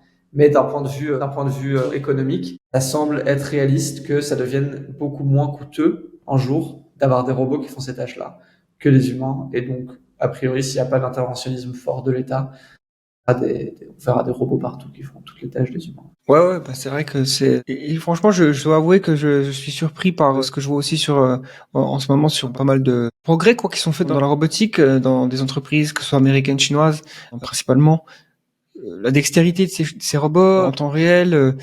Alors c'est toujours voilà les conditions de démo, hein, c'est toujours un petit peu biaisé quoi. Mais bon, Boston Dynamics c'est ceux qui viennent en tête en premier parce qu'ils ont fait pas mal de buzz avec des vidéos virales. Mais il y a d'autres entreprises, je sais plus comment il s'appelle le robot là que j'ai vu il y a pas longtemps, U-Tech. Il y a une entreprise chinoise là qui fait le robot qui fait de la boxe là. Ouais, ça j'ai vu ça. Il est capable au sol de se relever hyper rapidement, c'est vraiment impressionnant. Puis c'est des robots donc forcément ils ont. Il y a un côté. Moi je pense que ça va vraiment réveiller aussi les gens sur les risques parce que soudainement on aura des robots. Là, on se sent plus menacé physiquement. Je sais pas, moi, j'imagine si les gens ont un robot chez eux et qu'ils vont se coucher à 2 heures du matin et qu'ils ils entendent du bruit, tu sais. T'es plus tout seul chez toi, quoi. T'as un robot qui fait 2 mètres de haut, peut-être. Bon, je pense qu'ils vont les faire pour qu'ils soient pas un Terminator, mais qu'ils aient l'air amical. Oui, et ça, on voit les compagnies sur le côté PR. Les robots, elles leur montrent pas des trucs qui font peur en main et qui coupent des arbres avec une hache. Elles montrent des robots qui dansent et qui font des backflips. Le côté PR de la robotique, ça va être intéressant. Et il va y avoir un fort enjeu de donner l'air que ces robots, de donner un look tout gentil à ces robots. Mais du coup, tu parlais de ça va réveiller les gens. Et comme je le disais, genre, pour moi, la première vague d'automatisation, elle est plutôt cognitive. Et vu la vitesse à laquelle elle va actuellement, je pense que si le réveil des gens au risque, c'est des robots qui courent partout dans la rue, ce sera sans doute bien trop tard comme réveil. Parce qu'on aura déjà les 1000 Einstein dans les data centers qui font tout et n'importe quoi. Et donc ensuite, tout va s'accélérer très vite. Mais je suis d'accord que ça va sans doute beaucoup plus parler aux gens, au même titre que les gens se rendent plus compte de la capacité des IA quand ils voient une génération d'une vidéo que quand une IA résout un problème de maths dont de toute façon personne ne comprend rien. Ouais, c'est vrai que ça c'est impressionnant. Ouais. Et pour moi, parce que je suis dans l'industrie de la vidéo, hein, je suis dans le métier de la réalisation audiovisuelle, montage, tout ça. Je sais ce que c'est que faire un film, que tourner. Et quand je vois ce qu'on peut faire avec un prompt, juste tu dis un prompt et t'obtiens une vidéo, les potentiels c'est presque vertigineux. Et tous les métiers créatifs qu'on pensait être, tu sais, vraiment ce qui fait le propre de l'homme, qui tombera en dernier quoi quand les IA seront très très très fortes. Mais en fait non, c'est l'inverse, c'est tombé en premier. Et ça, on peut peut-être parler rapidement de l'impact sur la société d'intelligence supérieure. Je veux dire, on va perdre nos boulots, c'est presque garanti. À moins qu'il y ait un interventionnisme de l'État très fort, c'est très peu probable qu'on soit utile encore économiquement. Et ça, ça peut être dangereux vis-à-vis de comment fonctionne la société. Je pense pas beaucoup de gens parlent de ça exactement, comment redistribuer, comment reconstruire un contrat social entre, d'un côté, une incroyable croissance exponentielle des PIB et tout ça, et de l'autre, c'est plus les humains qui font le boulot, quoi. Donc, comment... Ouais, tout à fait. Et c'est rigolo, je pensais au truc que tu disais, on pensait que ça allait être les derniers métiers automatisés. Il y avait cette blague où on pensait que l'IA allait faire la vaisselle pendant que nous, on puisse faire de l'art et écrire des poèmes. Et en fait, l'IA, elle fait de l'art, elle écrit des poèmes et nous, on doit toujours faire la vaisselle. Donc, et je dis tout ça en souriant, ça peut paraître cynique, mais c'est parce que c'est mon métier à temps plein de penser à toutes ces choses-là. Donc, je suis dans le bain depuis quelques années là. Et donc, ouais, je pense que il va y avoir un impact très fort sans doute sur les emplois. Et il y a plein de phénomènes qui vont être un peu particuliers. Donc, je pense qu'il y a des emplois qui vont tomber très vite, tout d'un coup, parce qu'il y a des fortes pressions économiques à automatiser et l'IA est capable de faire ces emplois déjà maintenant. Et puis, il y a des emplois qui vont tomber beaucoup moins vite. Donc, tous les emplois manuels, comme je le disais, ça va sans doute être dans un second temps. Donc, l'épicier dans la rue, coiffeur, par exemple, je pense que coiffeur, c'est quelque chose qui requiert une dextérité assez importante et un fort aspect social. Et du coup, ça risque d'être un métier qui va durer longtemps. Puis, je pense qu'il y a aussi des métiers un peu niche, genre par exemple, les métiers du luxe, ça m'étonnerait pas qu'on continue à avoir des humains dans des magasins de vêtements de luxe, juste parce que c'est plus au statut d'avoir des humains qui s'occupent de nous plutôt que de machines. Donc, je pense qu'il va y avoir des types de métiers comme ça qui vont rester. La restauration aussi, je pense. La restauration de luxe, pareil. T'auras peut-être des restaurants 100% automatisés, il n'y a pas un humain, et de l'autre, l'expérience humaine qui va coûter 3 fois plus cher. Ouais. Et puis des trucs qui sont très forts ancrés dans nos mœurs, ça doit être fait par des humains. Par exemple, s'occuper des enfants. Ça, je pense, ça risque peut-être de peut-être jamais être automatisé ou d'aller moins vite. Et donc, en fait, on va avoir cette asymétrie très forte où il y a des corps de métier qui s'effondrent assez rapidement, donc dans l'espace de 1-3 ans, des corps de métier qui restent là. Et donc, en effet, on va devoir, en tant que société, reconstruire la manière dont on vit et redistribuer les richesses. Et je pense aussi, en tant qu'individu, réévaluer notre valeur. Donc, je pense qu'il y a beaucoup de gens qui voient leur valeur à travers leur travail. Et la question qui est, mais j'ai fait des études, ça fait 20 ans que j'ai de l'expérience dans ce métier, et maintenant, un ordinateur peut faire mieux que moi. Qu'est-ce que ça veut dire de ma valeur? Et donc, tout ça, ça va être en gros, tout ce dont on parle là, depuis tout à l'heure, c'est des changements très profonds sur tout un éventail de la société qui arrivent dans un laps de temps très très court. Donc ça, c'est le narratif commun de cette transition de l'intelligence artificielle. Et donc, en effet, toutes ces transitions vont être très compliquées. Et ça, c'est si on évite les risques existentiels dont on avait parlé. Ouais, évidemment, parce qu'il y a aussi un truc, c'est que c'est possible que tout se passe bien jusqu'à ce que tout se passe mal, quoi. C'est-à-dire qu'on peut pas vraiment savoir si on est sur la bonne timeline tant que, je sais pas, trop, au fait, comment on pourrait s'en assurer, parce que finalement, il y a aussi cette hypothèse, mais on en reviendra peut-être après plus dans la réflexion sur ce qu'une IA vraiment dangereuse pourrait faire, mais il y a ce concept de rester dormante, quoi. Si une IA avait vraiment l'envie de prendre le contrôle de la planète, une stratégie ce serait de coopérer jusqu'à ce qu'elle ait acquis finalement les moyens de le faire. C'est un peu une des règles de la guerre, c'est déclare la guerre que quand tu es sûr de gagner finalement. Je pense pas qu'il y aura une guerre. Ça c'est le scénario loss of control. Donc s'il y a une IA qui a des objectifs qui sont pas parfaitement alignés avec les nôtres, qui veut faire une autoroute et nous on est la fourmilière, sans doute. Dans un premier temps, déjà avant qu'elle soit beaucoup plus intelligente que nous et que ce soit clair pour elle qu'on puisse pas l'arrêter en gros, donc qu'elle soit déjà copiée partout, implémentée dans toute notre économie, que nous on puisse plus revenir en arrière. Là, elle va sans doute jouer le jeu forcément parce que c'est la stratégie la plus optimale.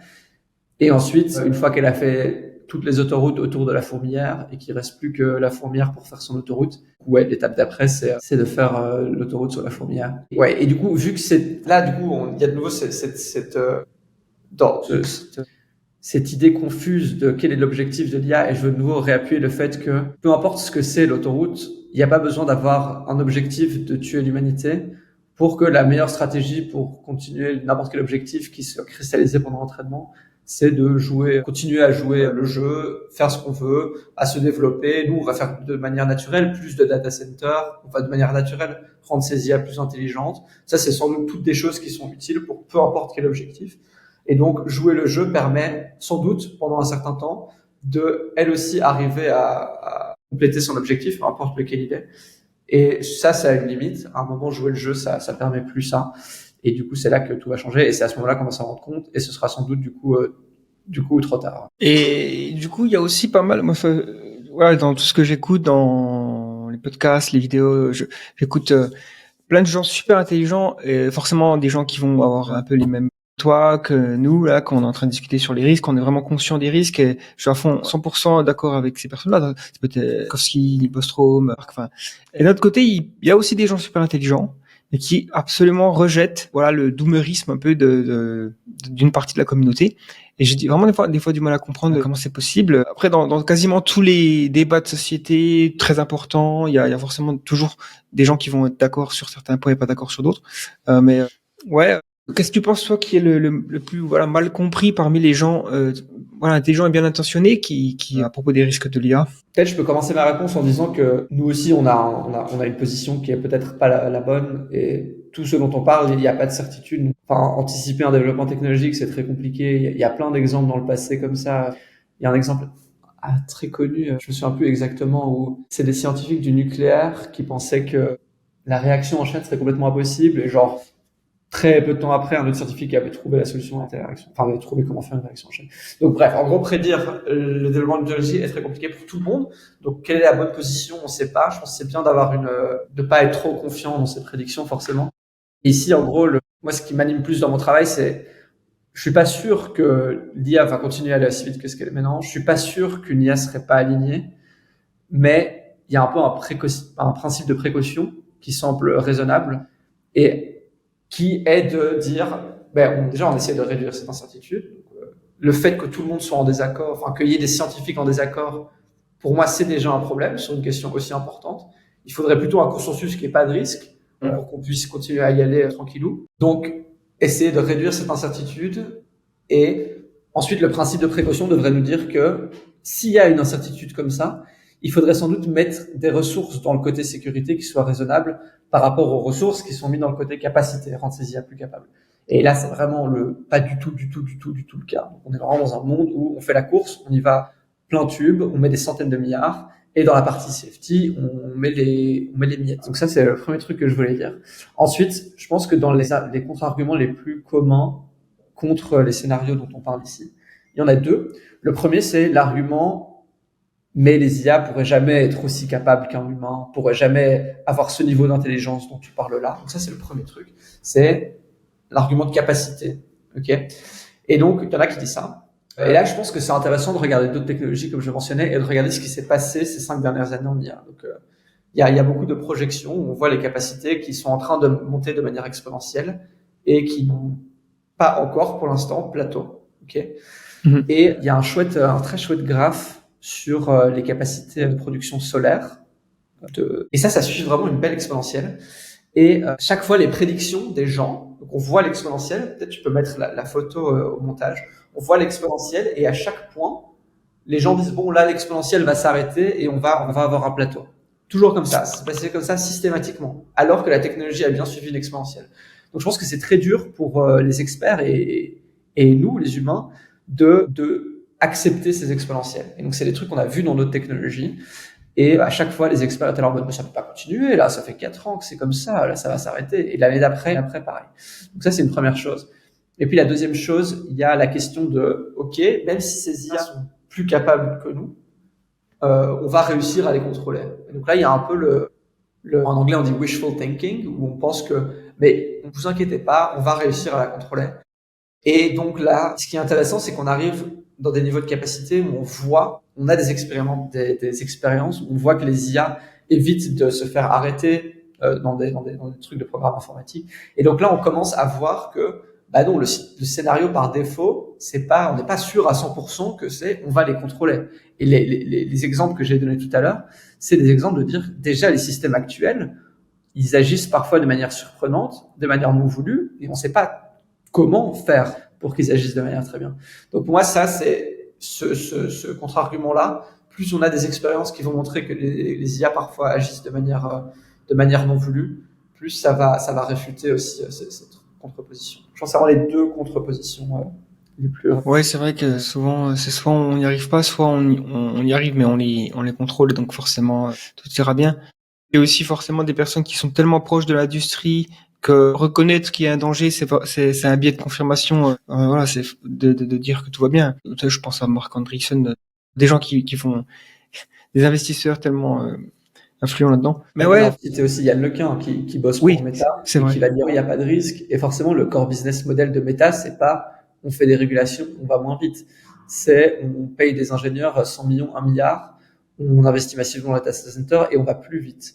Donc, écouter des experts qui ont des tels conflits d'intérêts, on peut les écouter forcément, mais ce serait bien aussi d'écouter des experts indépendants. Comme j'ai mentionné tout à l'heure, du coup, il y a ces 3 chercheurs les plus cités qui pensent qu'il y a des risques, plusieurs prix Nobel qui pensent qu'il y a des risques.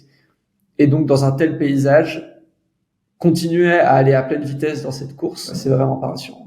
Ouais, ça me rappelle un dicton, quoi, une sorte d'expression. Enfin, en anglais, je traduis ça. C'est en gros, c'est difficile de faire comprendre à quelqu'un quelque chose si ce quelque chose, si son salaire dépend de ne pas comprendre cette chose, en fait.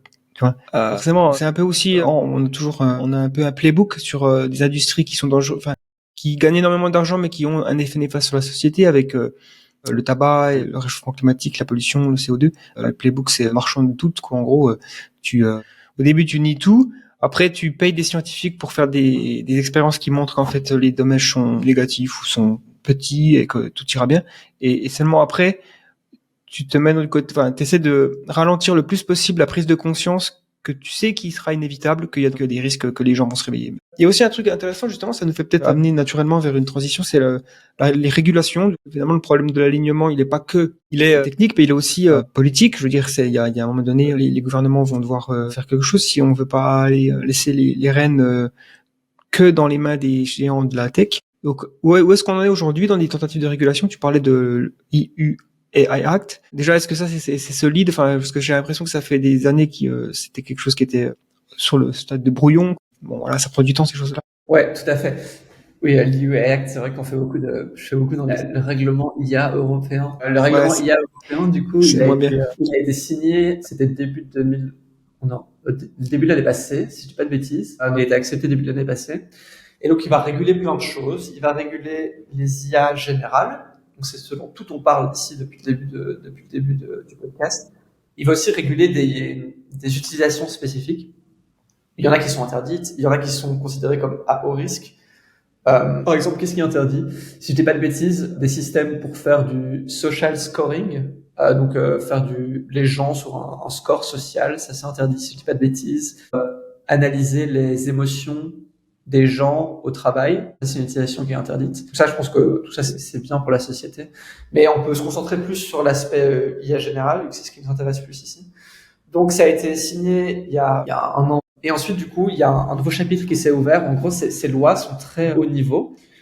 Donc, elles vont dire, il faut évaluer et mitiguer les risques à l'échelle de l'Union européenne. C'est très, très haut niveau et c'est dur à implémenter tellement c'est haut niveau. Et donc, ensuite, il va y avoir d'autres outils législatifs qui vont permettre d'expliquer aux compagnies comment être, je vais pas le mot français, comment respecter cette loi haut niveau. Donc, ça s'appelle le code de pratique, qui là a été écrit pendant toute l'année passée. Donc c'est un processus qui était assez long, qui vient d'être finalisé dans le mois là. Et donc là, c'est des choses beaucoup plus bas de niveau, beaucoup plus précises. Les compagnies doivent faire ça, évaluer ces risques. Donc il y a 4 risques notamment qui doivent être évalués par défaut. La cyber, les biorisques, loss of control, donc les pertes de contrôle, et les manipulations de masse. Donc ça, c'est 4 risques qui doivent être évalués par défaut, pour donner un exemple.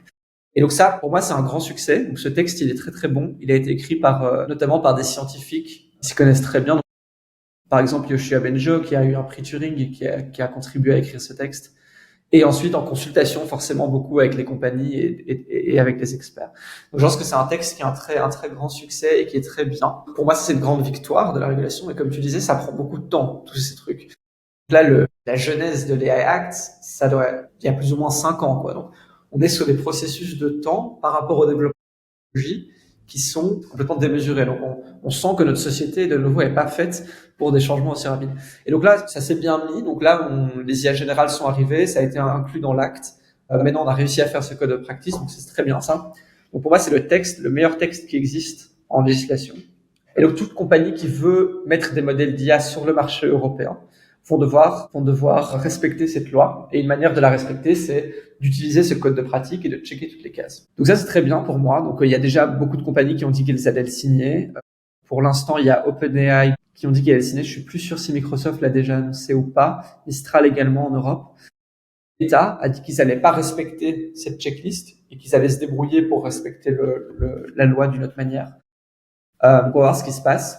Et alors, donc là, il y a plein de choses super intéressantes qui se passent. Il y a le gouvernement américain met la pression sur l'Europe pour qu'elle régule pas trop leur big tech. Ça, c'est évident. Et ensuite, au sein du gouvernement américain, les big tech sont très proches de cette administration-ci. Donc, ils ont un pouvoir de lobbying assez fort.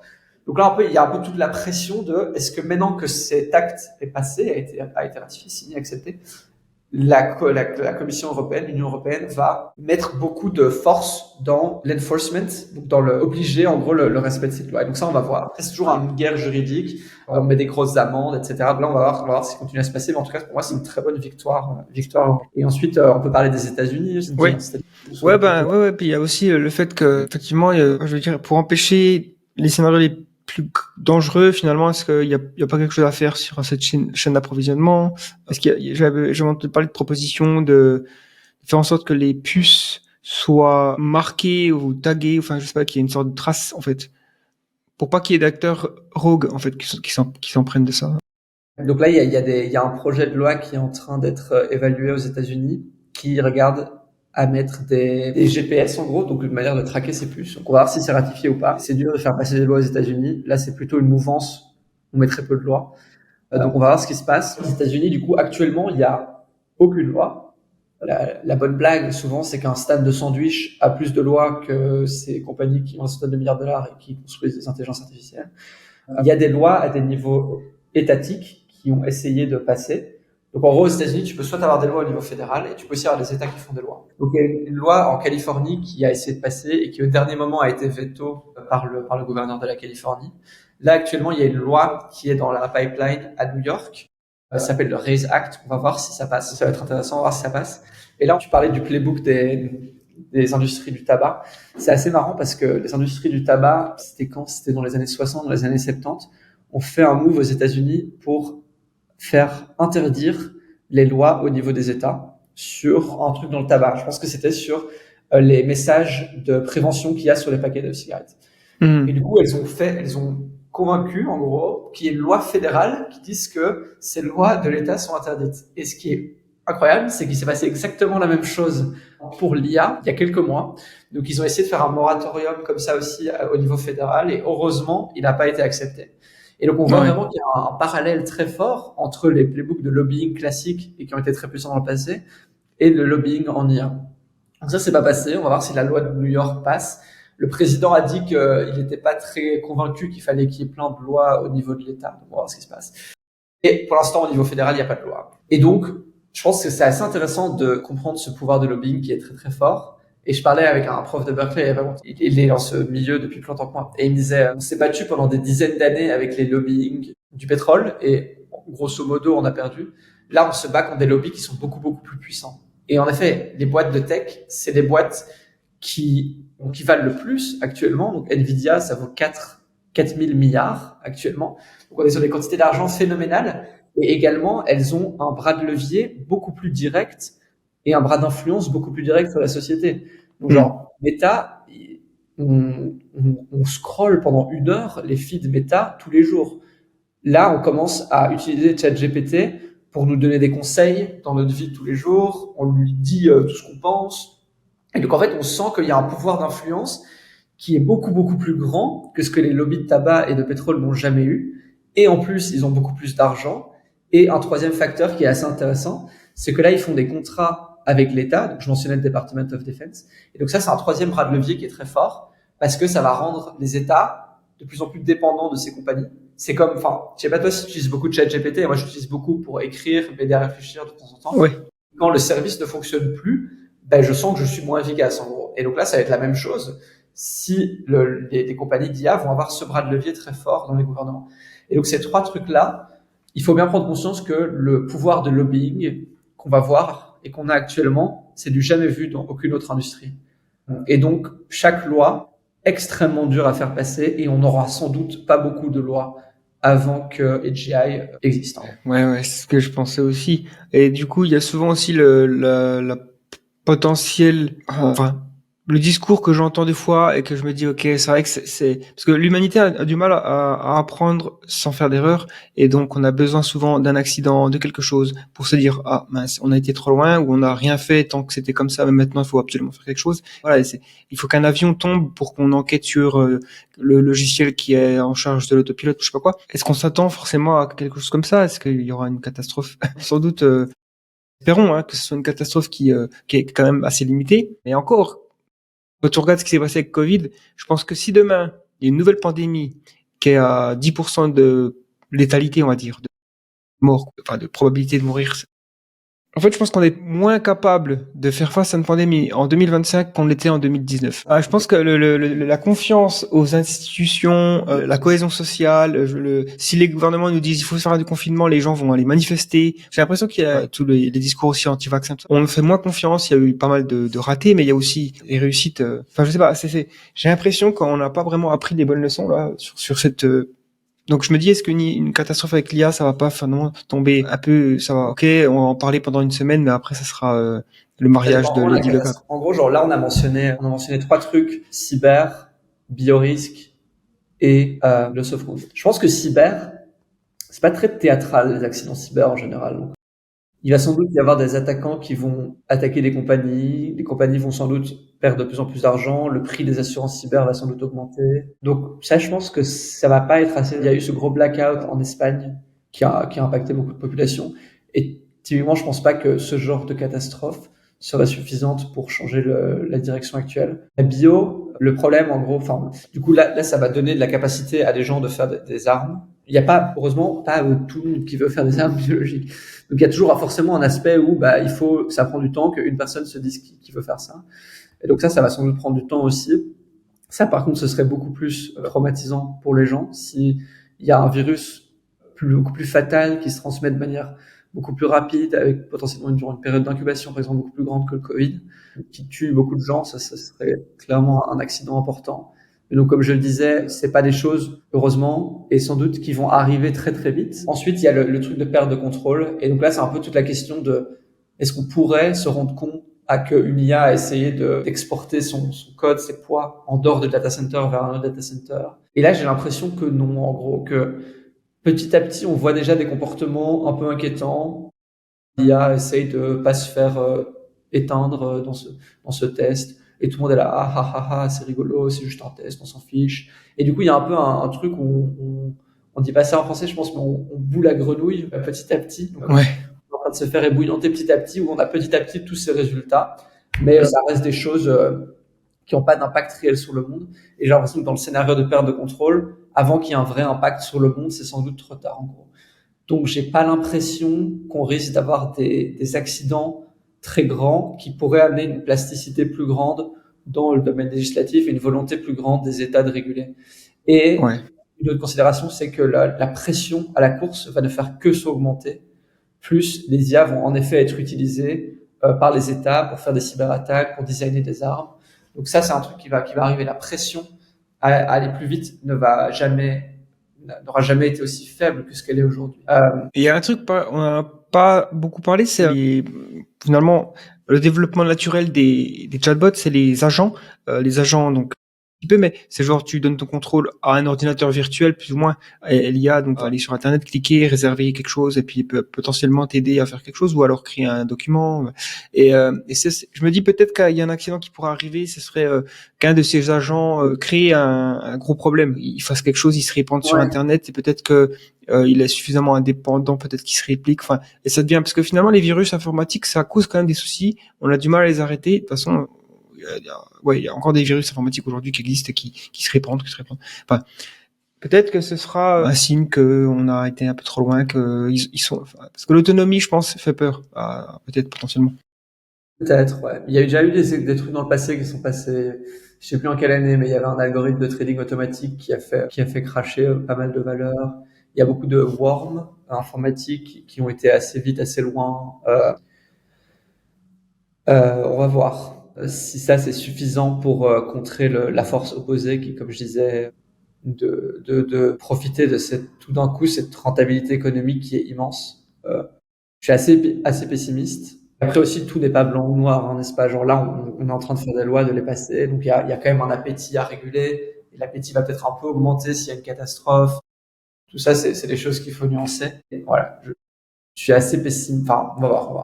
On peut pas savoir, mais je pense pas qu'il va y avoir un gros accident où tout le monde va dire oh mon Dieu, ok, on remet tout en question, on change complètement la manière dont on réfléchit avec l'IA et on arrête tout. Alors ça, je pense que ça va pas. Ouais, ce serait étonnant. C'est un truc vraiment énorme, genre une IA qui prend le contrôle d'une ogive nucléaire qui l'a fait détonner au milieu du Pacifique, et là on se dit, ok, qu'est-ce qui se passe? Mais non, parce que finalement, quand tu regardes dans l'histoire, les armes les plus dangereuses qu'on a créées, bah, c'est les armes thermonucléaires, bon, avant nucléaire normal. Et il a fallu voir ce que ça faisait sur 2 villes au Japon pour se dire plus jamais ça. Pour l'instant, ça tient, mais on a quand même la sensation que c'est pas impossible que ça ne tienne plus. Donc la déterrence, elle est fragile. L'IA, c'est beaucoup plus compliqué à voir. Et bah, il y a quand même des choses intéressantes qui se passent. Des fois, je vois en ce moment, il y a une sorte j'ai l'impression un phénomène assez inattendu. C'est des psychoses créées par des IA, des gens qui, je sais pas trop d'où ça vient ça, mais ouais, il y a des gens qui pètent les plombs en fait en interagissant avec des systèmes de chatbot. Ouais, ça fait partie des petits effets secondaires qu'on s'attendait pas, je pense, à avoir. Et je pense que des effets secondaires comme ça, il y en aura plein. Comme je disais, le monde va vraiment devenir très bizarre et changer très vite. Vraiment, il y a des trucs qu'on veut pas voir qui vont arriver sans doute. Genre, ça m'étonnerait pas que dans 2 ans, dans 3 ans, un adolescent sur 2, son meilleur ami, ce soit une IA, par exemple. Si les réseaux sociaux, genre, ont été rendus tellement addictifs qu'on passe tous des heures à scroller ces trucs de manière complètement débile. Là, l'IA a un pouvoir d'addiction potentiellement beaucoup plus grand. Si c'est pas régulé, si ça va dans cette direction-là, ça va clairement être un gros problème. En gros, vu que cette technologie est générale et va être utilisée partout, les problèmes sont tellement vastes. Également, les potentiels bénéfices sont vastes. Mais on va vraiment arriver dans un monde où tout va très vite, tout change de manière très rapide, et ça va être un sacré rodéo. Ouais. Et en parlant d'essayer d'anticiper le futur, c'est peut-être en début d'année, février-mars, je sais plus trop exactement, il y a eu le AI 2027 qui est sorti, donc c'est une sorte de rapport, un scénario narratif sur l'évolution de l'IA. Qu'est-ce que t'en as pensé du coup? Parce que ça a fait pas mal parler. C'est vrai que ça a été fait par des gens qualifiés qui ont un bon track record. Comment on dit track record? C'est chiant à dire ça en français. Un gros, ils ont l'habitude de faire des bonnes prédictions, quoi, en fait. Et donc, ouais, est-ce que ça te semble aussi un scénario plausible? J'ai adoré ce scénario. Je pense qu'il est très plausible et très utile pour avoir une idée plus claire de comment ces scénarios de perte de contrôle pourraient arriver et qu'est-ce qui va se passer. S'il y a des gens qui nous écoutent qui l'ont pas lu, j'encourage fortement à aller le lire. Donc, en effet, il a été écrit par Daniel Kokotajlo, qui avait déjà fait des très bonnes prédictions avant ChatGPT sur comment ça allait se développer, et il a été très correct sur ses prédictions. C'est assez impressionnant. Et donc là, il a refait une nouvelle prospective qui va jusqu'au 2027. Et donc, Eddie Liefland, le deuxième auteur, est aussi un forecaster qui a un très bon track record. Il avait travaillé à Sephora d'ailleurs pendant un petit temps à l'époque. Et du coup, j'ai beaucoup aimé ce scénario. Il est très précis. Et alors, ce que j'aime beaucoup dans ce scénario, c'est que j'ai mentionné un peu ça, que les IA allaient être utilisées pour accélérer le développement et la recherche des IA. Et donc là, ils prennent vraiment bien ça en compte. Et ça, c'est une grande source d'un développement exponentiel. Et comme je le disais, c'est très compliqué de comprendre une exponentielle sur le plan intuitif. On va toujours penser que ça va s'arrêter, que ça va plateau. Toujours. Et là, ils prennent vraiment ça en compte et ils le décortiquent de manière très précise. Et donc, ils vont parler d'un facteur d'accélération de la recherche. Donc, ils vont dire, avant, pour avoir ce progrès, ça prenait 1 mois. Mais maintenant, grâce aux IA qui nous aident, qui écrivent du code, qui proposent des expérimentations de recherche, qui vont analyser les résultats d'une expérience, les comprendre, ce temps de développement raccourci. Si avant ça prenait 1 mois et que maintenant ça prend 2 semaines pour avoir le même gain de capacité, on va dire que le facteur est de 2. Maintenant ça prend 1 semaine, on va dire que le facteur est de 4. Ça va 4 fois plus vite. Et donc ils étudient vraiment ce facteur de progression. Donc, je suis plus sûr, mais je pense que là, ils estiment qu'on est à 1.25 ou 1.2. J'ai peur de dire des chiffres exacts qui sont incorrects, donc allez vérifier. Mais c'est grosso modo ça, 1.25 actuellement. Qu'à la fin de l'année 2026, donc dans 1 an et demi, on serait environ à 2.5, si je dis pas de bêtises. Donc pas un changement très grand, ça change pas grand-chose, on pourrait penser que c'est plus. Mais du coup, c'est 2.5 et donc ça c'est quoi? C'est des IA qui permettent de coder beaucoup plus. Donc là, il y a le CEO de Microsoft qui a dit que 30% de leur code était écrit par des IA. Ça va continuer à augmenter et donc on va sans doute arriver dans des régimes où 100% du code est écrit par les IA. Donc ça permet aux ingénieurs d'aller plus vite, ils peuvent faire autre chose. Et donc fin 2026, 2.5 facteurs d'accélération. Et ensuite, en 2027, tous ces facteurs d'accélération, on commence vraiment à surfer sur l'exponentielle. Et là, ça augmente très très vite. Donc on passe de 2.5 à 4 et on arrive à des facteurs de genre 30, si je me souviens bien, fin 2027. Donc là, on sent vraiment qu'on est dans l'explosion. Et donc 30, c'est incroyable. Ça veut dire qu'en un mois, on fait ce qu'on faisait avant en 2 ans et demi. Vous avez vu, t'as vu ce qui s'est passé ces 2 dernières années. Ouais. Le jour et la nuit. Donc là, on sent vraiment en lisant ce scénario l'influence de l'exponentielle. Et donc, ça nous permet de bien se rendre compte de ces effets-là. Donc, je pense que c'est un super bon scénario à lire, très, très bien documenté. Ils ont fait des projections très, très spécifiques sur la puissance de calcul, les capacités. Ils ont fait beaucoup d'exercices, de workshops avec des politiques, des scientifiques de tous les labs à la frontière, etc., etc. Donc, je pense que c'est la prospective la plus documentée qui existe. Et donc, très, très intéressant à lire. Et je pense même que tous les politiques devraient lire ça et ça permettrait d'avoir une meilleure idée de ce qui va se passer. Ouais. Après, évidemment, c'est toujours un guess, comme je le disais tout à l'heure. Ouais, bien sûr. Parce que j'avais vu que le vice-président américain a lu cet article. Ouais, J.D. Vance l'a lu. Ouais, tout à fait. Ça, c'était assez dingue. C'est fou. Que tu dis en lisant ça, comment il peut ne pas avoir un avis plus, enfin, je sais pas c'est quoi ses intentions, mais clairement, tu restes pas les bras croisés si t'es vice-président en lisant quelque chose comme ça, même si forcément il y a un taux de probabilité qu'ils se trompent, les auteurs de ce rapport, mais il y a potentiellement quand même des choses à en tirer de ça, quoi. Ouais, après, il y a plein d'effets, quoi. Je pense, comme on disait, genre là, pour l'instant, ça reste un bout de papier. Tant qu'il n'y a pas d'accident, c'est dur de vraiment ces trucs-là. Et comme tu le disais, genre, beaucoup de fois dans le passé, c'est seulement après l'accident qu'on a changé les choses. Et puis ensuite, il y a toutes ces considérations d'avantages stratégiques sur les autres pays, de dire, ah, mais si on le fait pas, de toute façon, la Chine va le faire, donc on prend le risque. Et même s'il y a une chance sur je sais pas combien qu'on meurt tous, on appuie sur le bouton. Il y a tous ces effets-là qui fait qu'on se retrouve dans cette course, et que malheureusement, il n'y a pas un appétit plus fort des décideurs politiques pour changer la trajectoire. Et donc, on a mentionné quelques fois qu'il y a eu des tests qui ont été faits par des chercheurs en AI safety dans différents, ce soit des entreprises ou des organisations séparées ou même au sein même des teams de Anthropic ou d'OpenAI, tout ça, qui ont montré qu'il y avait quand même des comportements de perte de contrôle possibles. Je sais pas si tu pourrais peut-être nous en parler un petit peu, notamment l'idée que ces IA pourraient feindre l'alignement, en fait. Elles pourraient faire semblant d'être de notre côté, alors qu'en fait leur véritable motivation c'est de faire l'inverse, peu importe ce que l'on leur a demandé. Tout à fait, ouais. C'est super intéressant. En gros, il y a tous ces mécanismes de call instrumental, comme on appelle ça, qui arrivent. Ouais. Et donc, en gros, comme on disait tout à l'heure, on peut pas savoir ce que c'est l'objectif d'une IA, ça veut rien dire. Il n'y a pas un endroit où il est écrit objectif. Mais peu importe cet objectif final, il y a plein de sous-objectifs qui sont instrumentaux à la majorité de ces objectifs finaux. Donc, par exemple, ne pas changer son objectif final, ça va permettre de maximiser ton objectif final, forcément. Ne pas se faire éteindre et être de plus en plus capable. Donc ça, c'est toutes des choses a priori qui te permettent de réaliser n'importe quel objectif mieux. Et donc là, on commence à avoir des expérimentations qui montrent que les IA, petit à petit, ont de plus en plus de ces caractéristiques qui arrivent, en gros. Et donc toi, ce que tu mentionnais, c'était ne pas vouloir changer son objectif. Donc ça, c'est un papier d'Anthropic où donc l'IA a déjà un objectif actuel. Donc là, l'objectif pour lequel Anthropic entraîne son IA, c'est d'avoir une IA qui est gentille, honnête et helpful, qui aide les utilisateurs. Ok, ça c'est l'objectif qu'Anthropic donne à son IA. Donc ça c'est un objectif. Peu importe ce que c'est. Ensuite, Anthropic va prompter l'IA pour qu'elle comprenne que en fait maintenant elle est en train de se faire entraîner pour un autre objectif. Ok. Et du coup, elle va aussi donner des indices à l'IA pour que l'IA pense qu'elle est pendant la période d'entraînement ou qu'elle pense qu'elle est en train d'être déployée, donc plus entraînée. D'accord ? Donc on a un premier objectif qui est déjà cristallisé dans l'IA.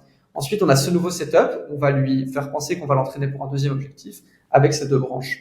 Donc dans ce deuxième setup, on va voir que quand l'IA voit qu'elle est en train d'être entraînée, elle va donner des réponses qui matche ce deuxième objectif-là pour pas être modifié en gros. Donc elle va faire semblant de plus avoir son objectif de base et de respecter ce deuxième objectif.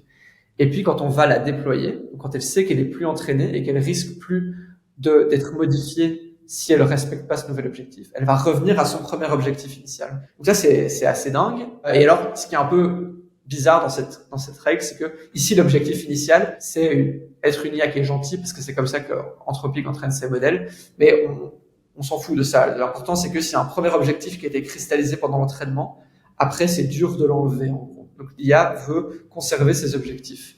Et donc ça c'est un résultat expérimental. Donc c'est toutes des choses qu'on postulait de manière théorique à l'époque, là avant ChatGPT, quand on lisait les livres en 2019, 2018. Et maintenant on est en train de les voir dans les modèles. Pareil pour le truc de pas se faire éteindre là. Donc ça c'est une autre expérimentation de Palisade Research, si je dis pas de bêtises, où donc on dit à l'IA tu dois réussir toutes ces tâches informatiques et arrête-toi si on le demande. Et donc là il y a un peu un conflit entre l'objectif de réduire toutes les tâches et en effet ce truc de s'arrêter, parce que si elle s'arrête du coup elle peut plus faire toutes ces tâches.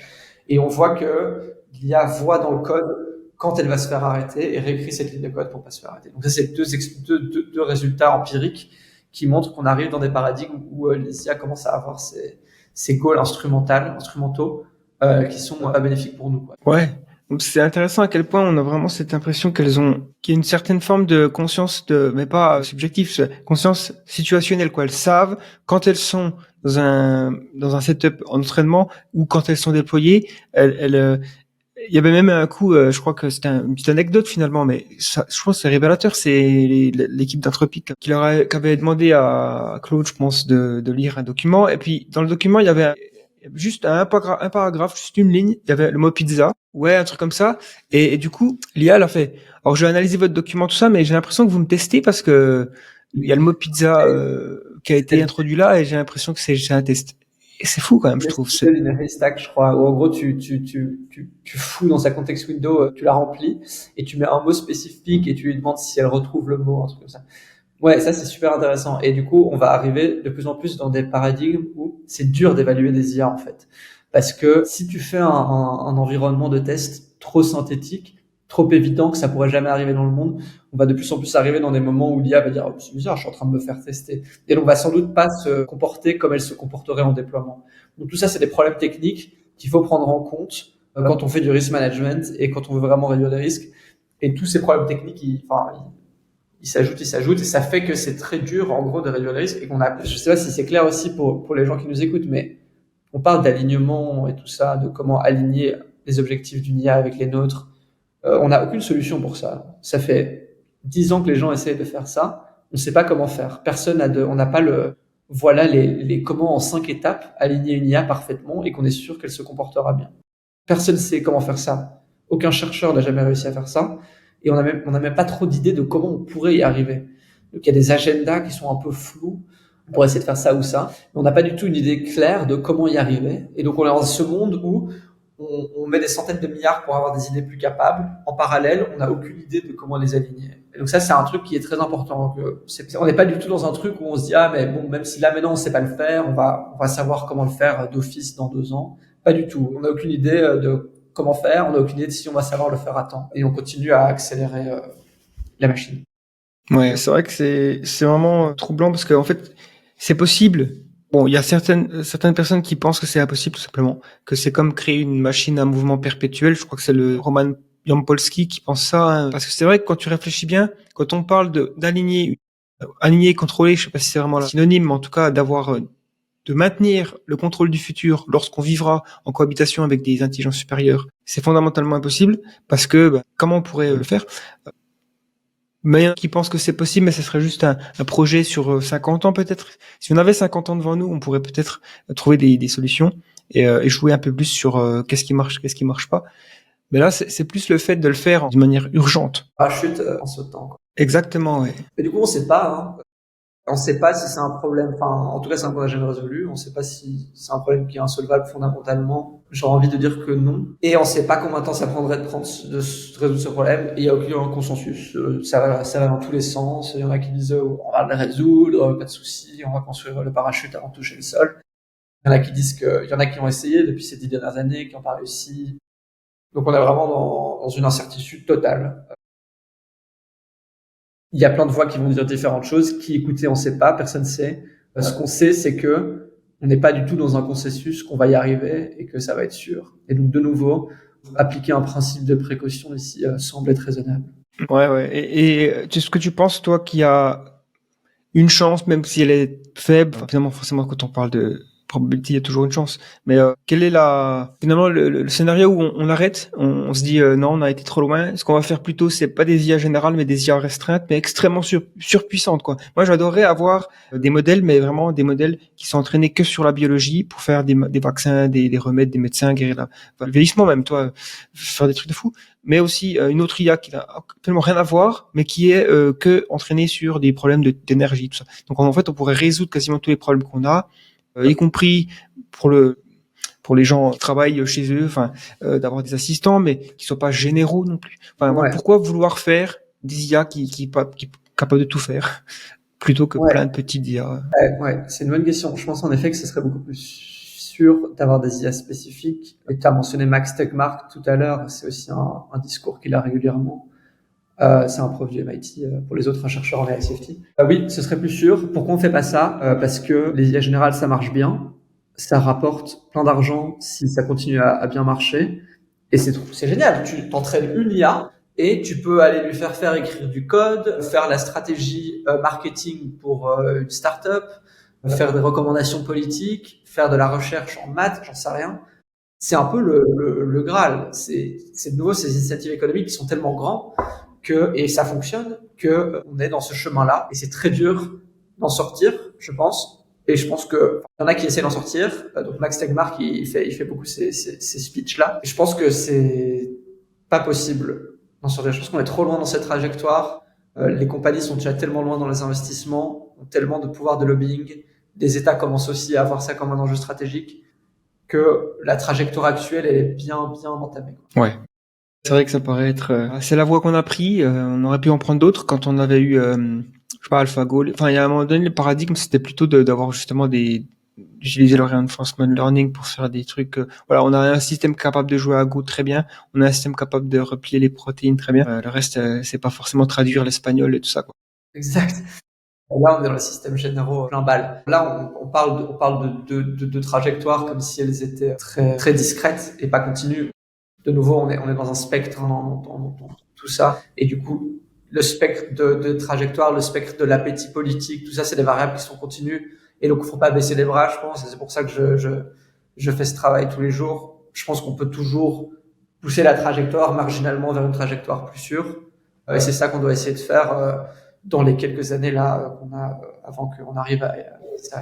Et il y a aussi une autre catégorie de risque, on va dire, dont on n'a pas parlé encore, parce qu'elle est vachement plus éloignée, mais c'est finalement on a couvert les risques d'utilisation par des acteurs malveillants d'IA très puissantes dans la course géopolitique, tout ça.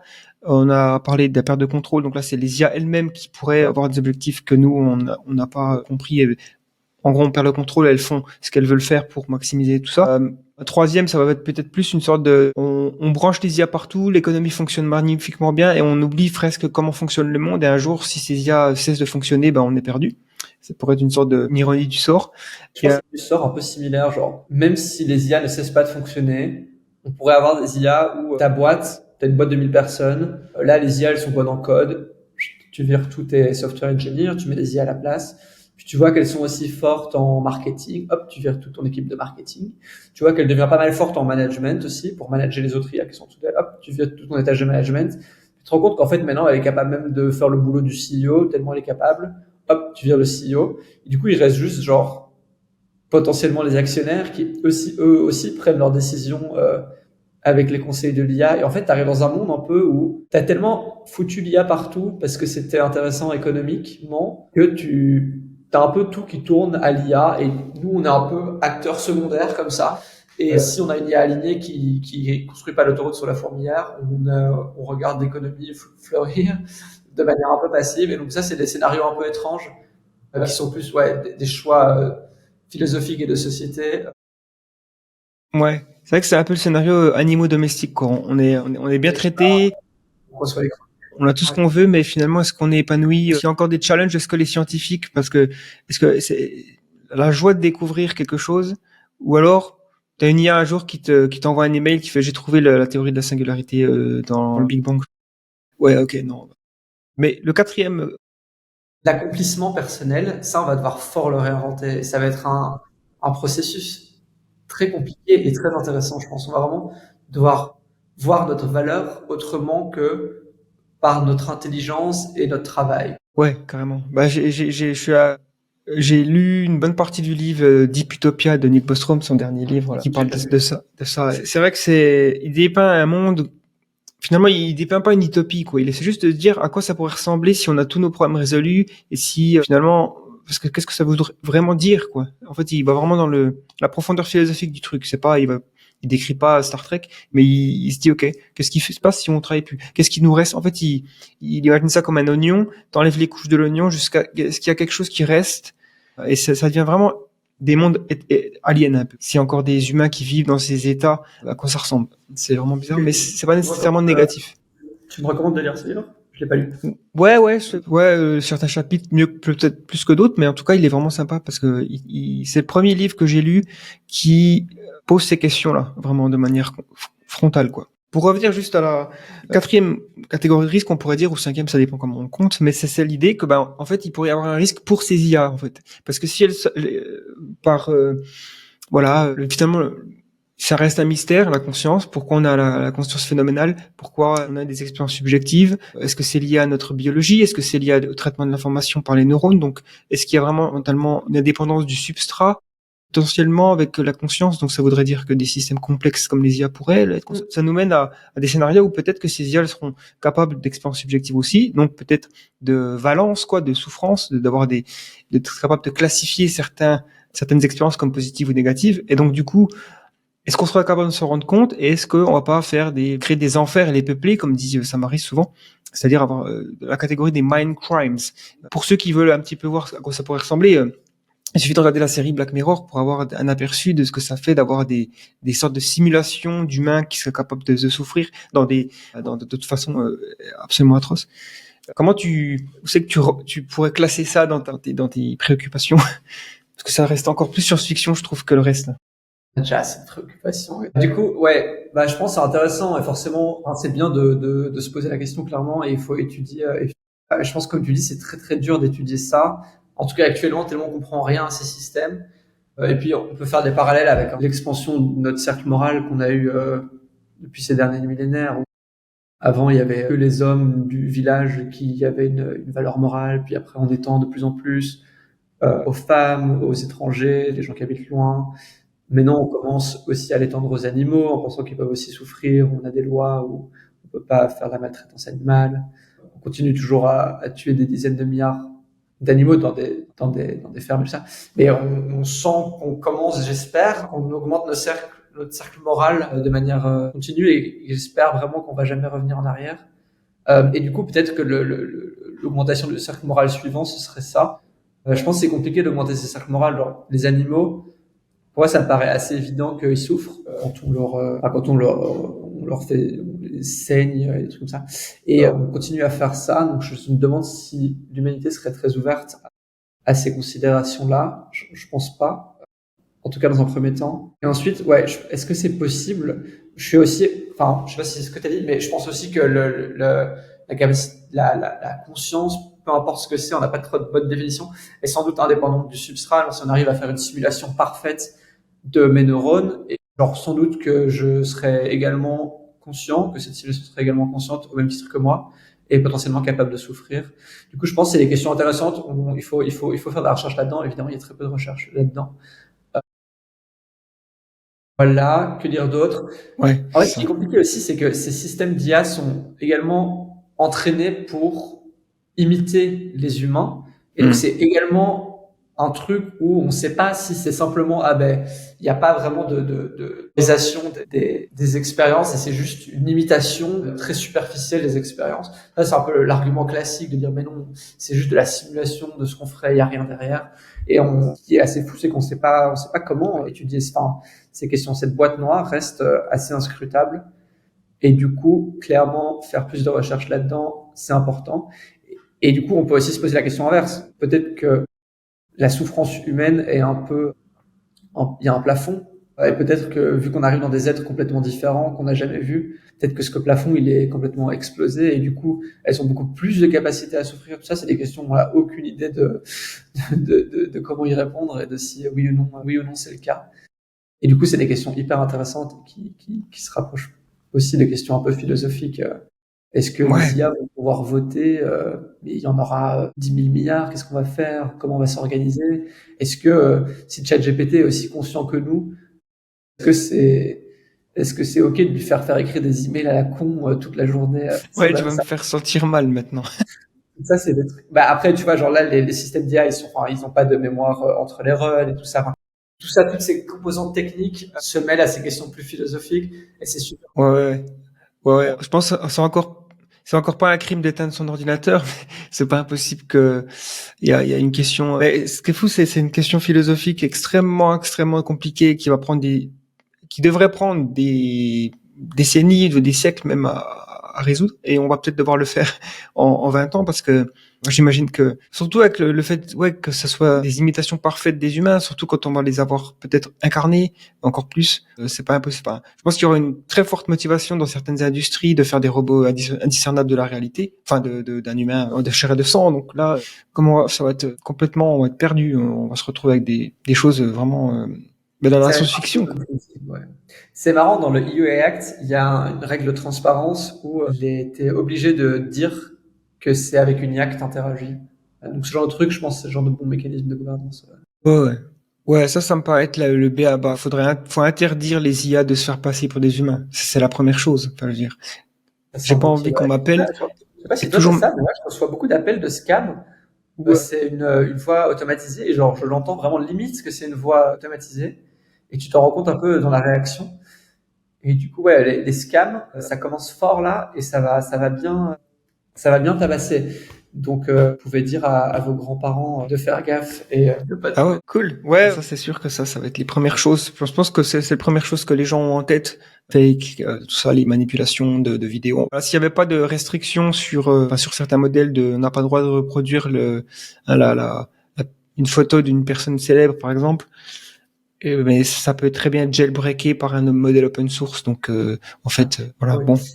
Et du coup, c'est assez intéressant. J'ai l'impression qu'on arrive dans des phases où, quand je vois des vidéos et des photos, j'avais pas ça il y a 2 ans, mais là, je sais jamais trop si c'est réel ou pas réel. Et du coup, tu dois vraiment bien regarder un peu s'il y a d'autres sources qui croisent tout ça. Donc, on arrive déjà dans un moment où, en tout cas, moi, je doute beaucoup plus de l'information. Et tout ça va aussi avoir des effets sur la société très forts. Et donc, une bonne conclusion à avoir en tête, c'est que ces systèmes vont imposer des changements à la société tellement rapides et potentiellement tellement risqués que ça va vraiment être un sacré bout de chemin les 5-10 prochaines années. Ouais, il va falloir s'accrocher. Bon, c'était, je pense qu'on a fait vraiment le tour. Enfin, on pourrait encore une fois passer des heures parce qu'il y a plein de choses dont on n'a pas vraiment parlé, mais je pense qu'on a couvert pas mal de sujets et je sais pas si, pour aller plus loin, je sais pas s'il y a des gens qui nous écoutent, est-ce que tu as des recommandations sur des ressources peut-être à lire ou des choses comme ça? Donc je recommande fort le scénario AI 2027 dont on a discuté. Ça c'est pas mal. Il y a aussi une vidéo YouTube qui reprend un peu ça. Donc ce serait ma première recommandation. Je vais la laisser la seule. Un très bon document à lire. Je mettrai ça dans la description dessus, ok. Bon, c'est super. Au plaisir en tout cas d'avoir discuté, de se revoir un jour en chair et en os, parce on s'était vu à Paris pour un bon repas vegan. D'ailleurs, c'était sympa. Puis ouais, peut-être faire une autre partie plus tard, parce que je pense ça bouge tellement vite le sujet de l'IA qu'il y aura forcément plein de choses à dire dans 6 mois, 1 an sur l'état de l'art. Et si on est plus proche du précipice ou si on s'en éloigne, espérons qu'on s'en. Plaisir pour revenir discuter et encore merci pour l'invitation.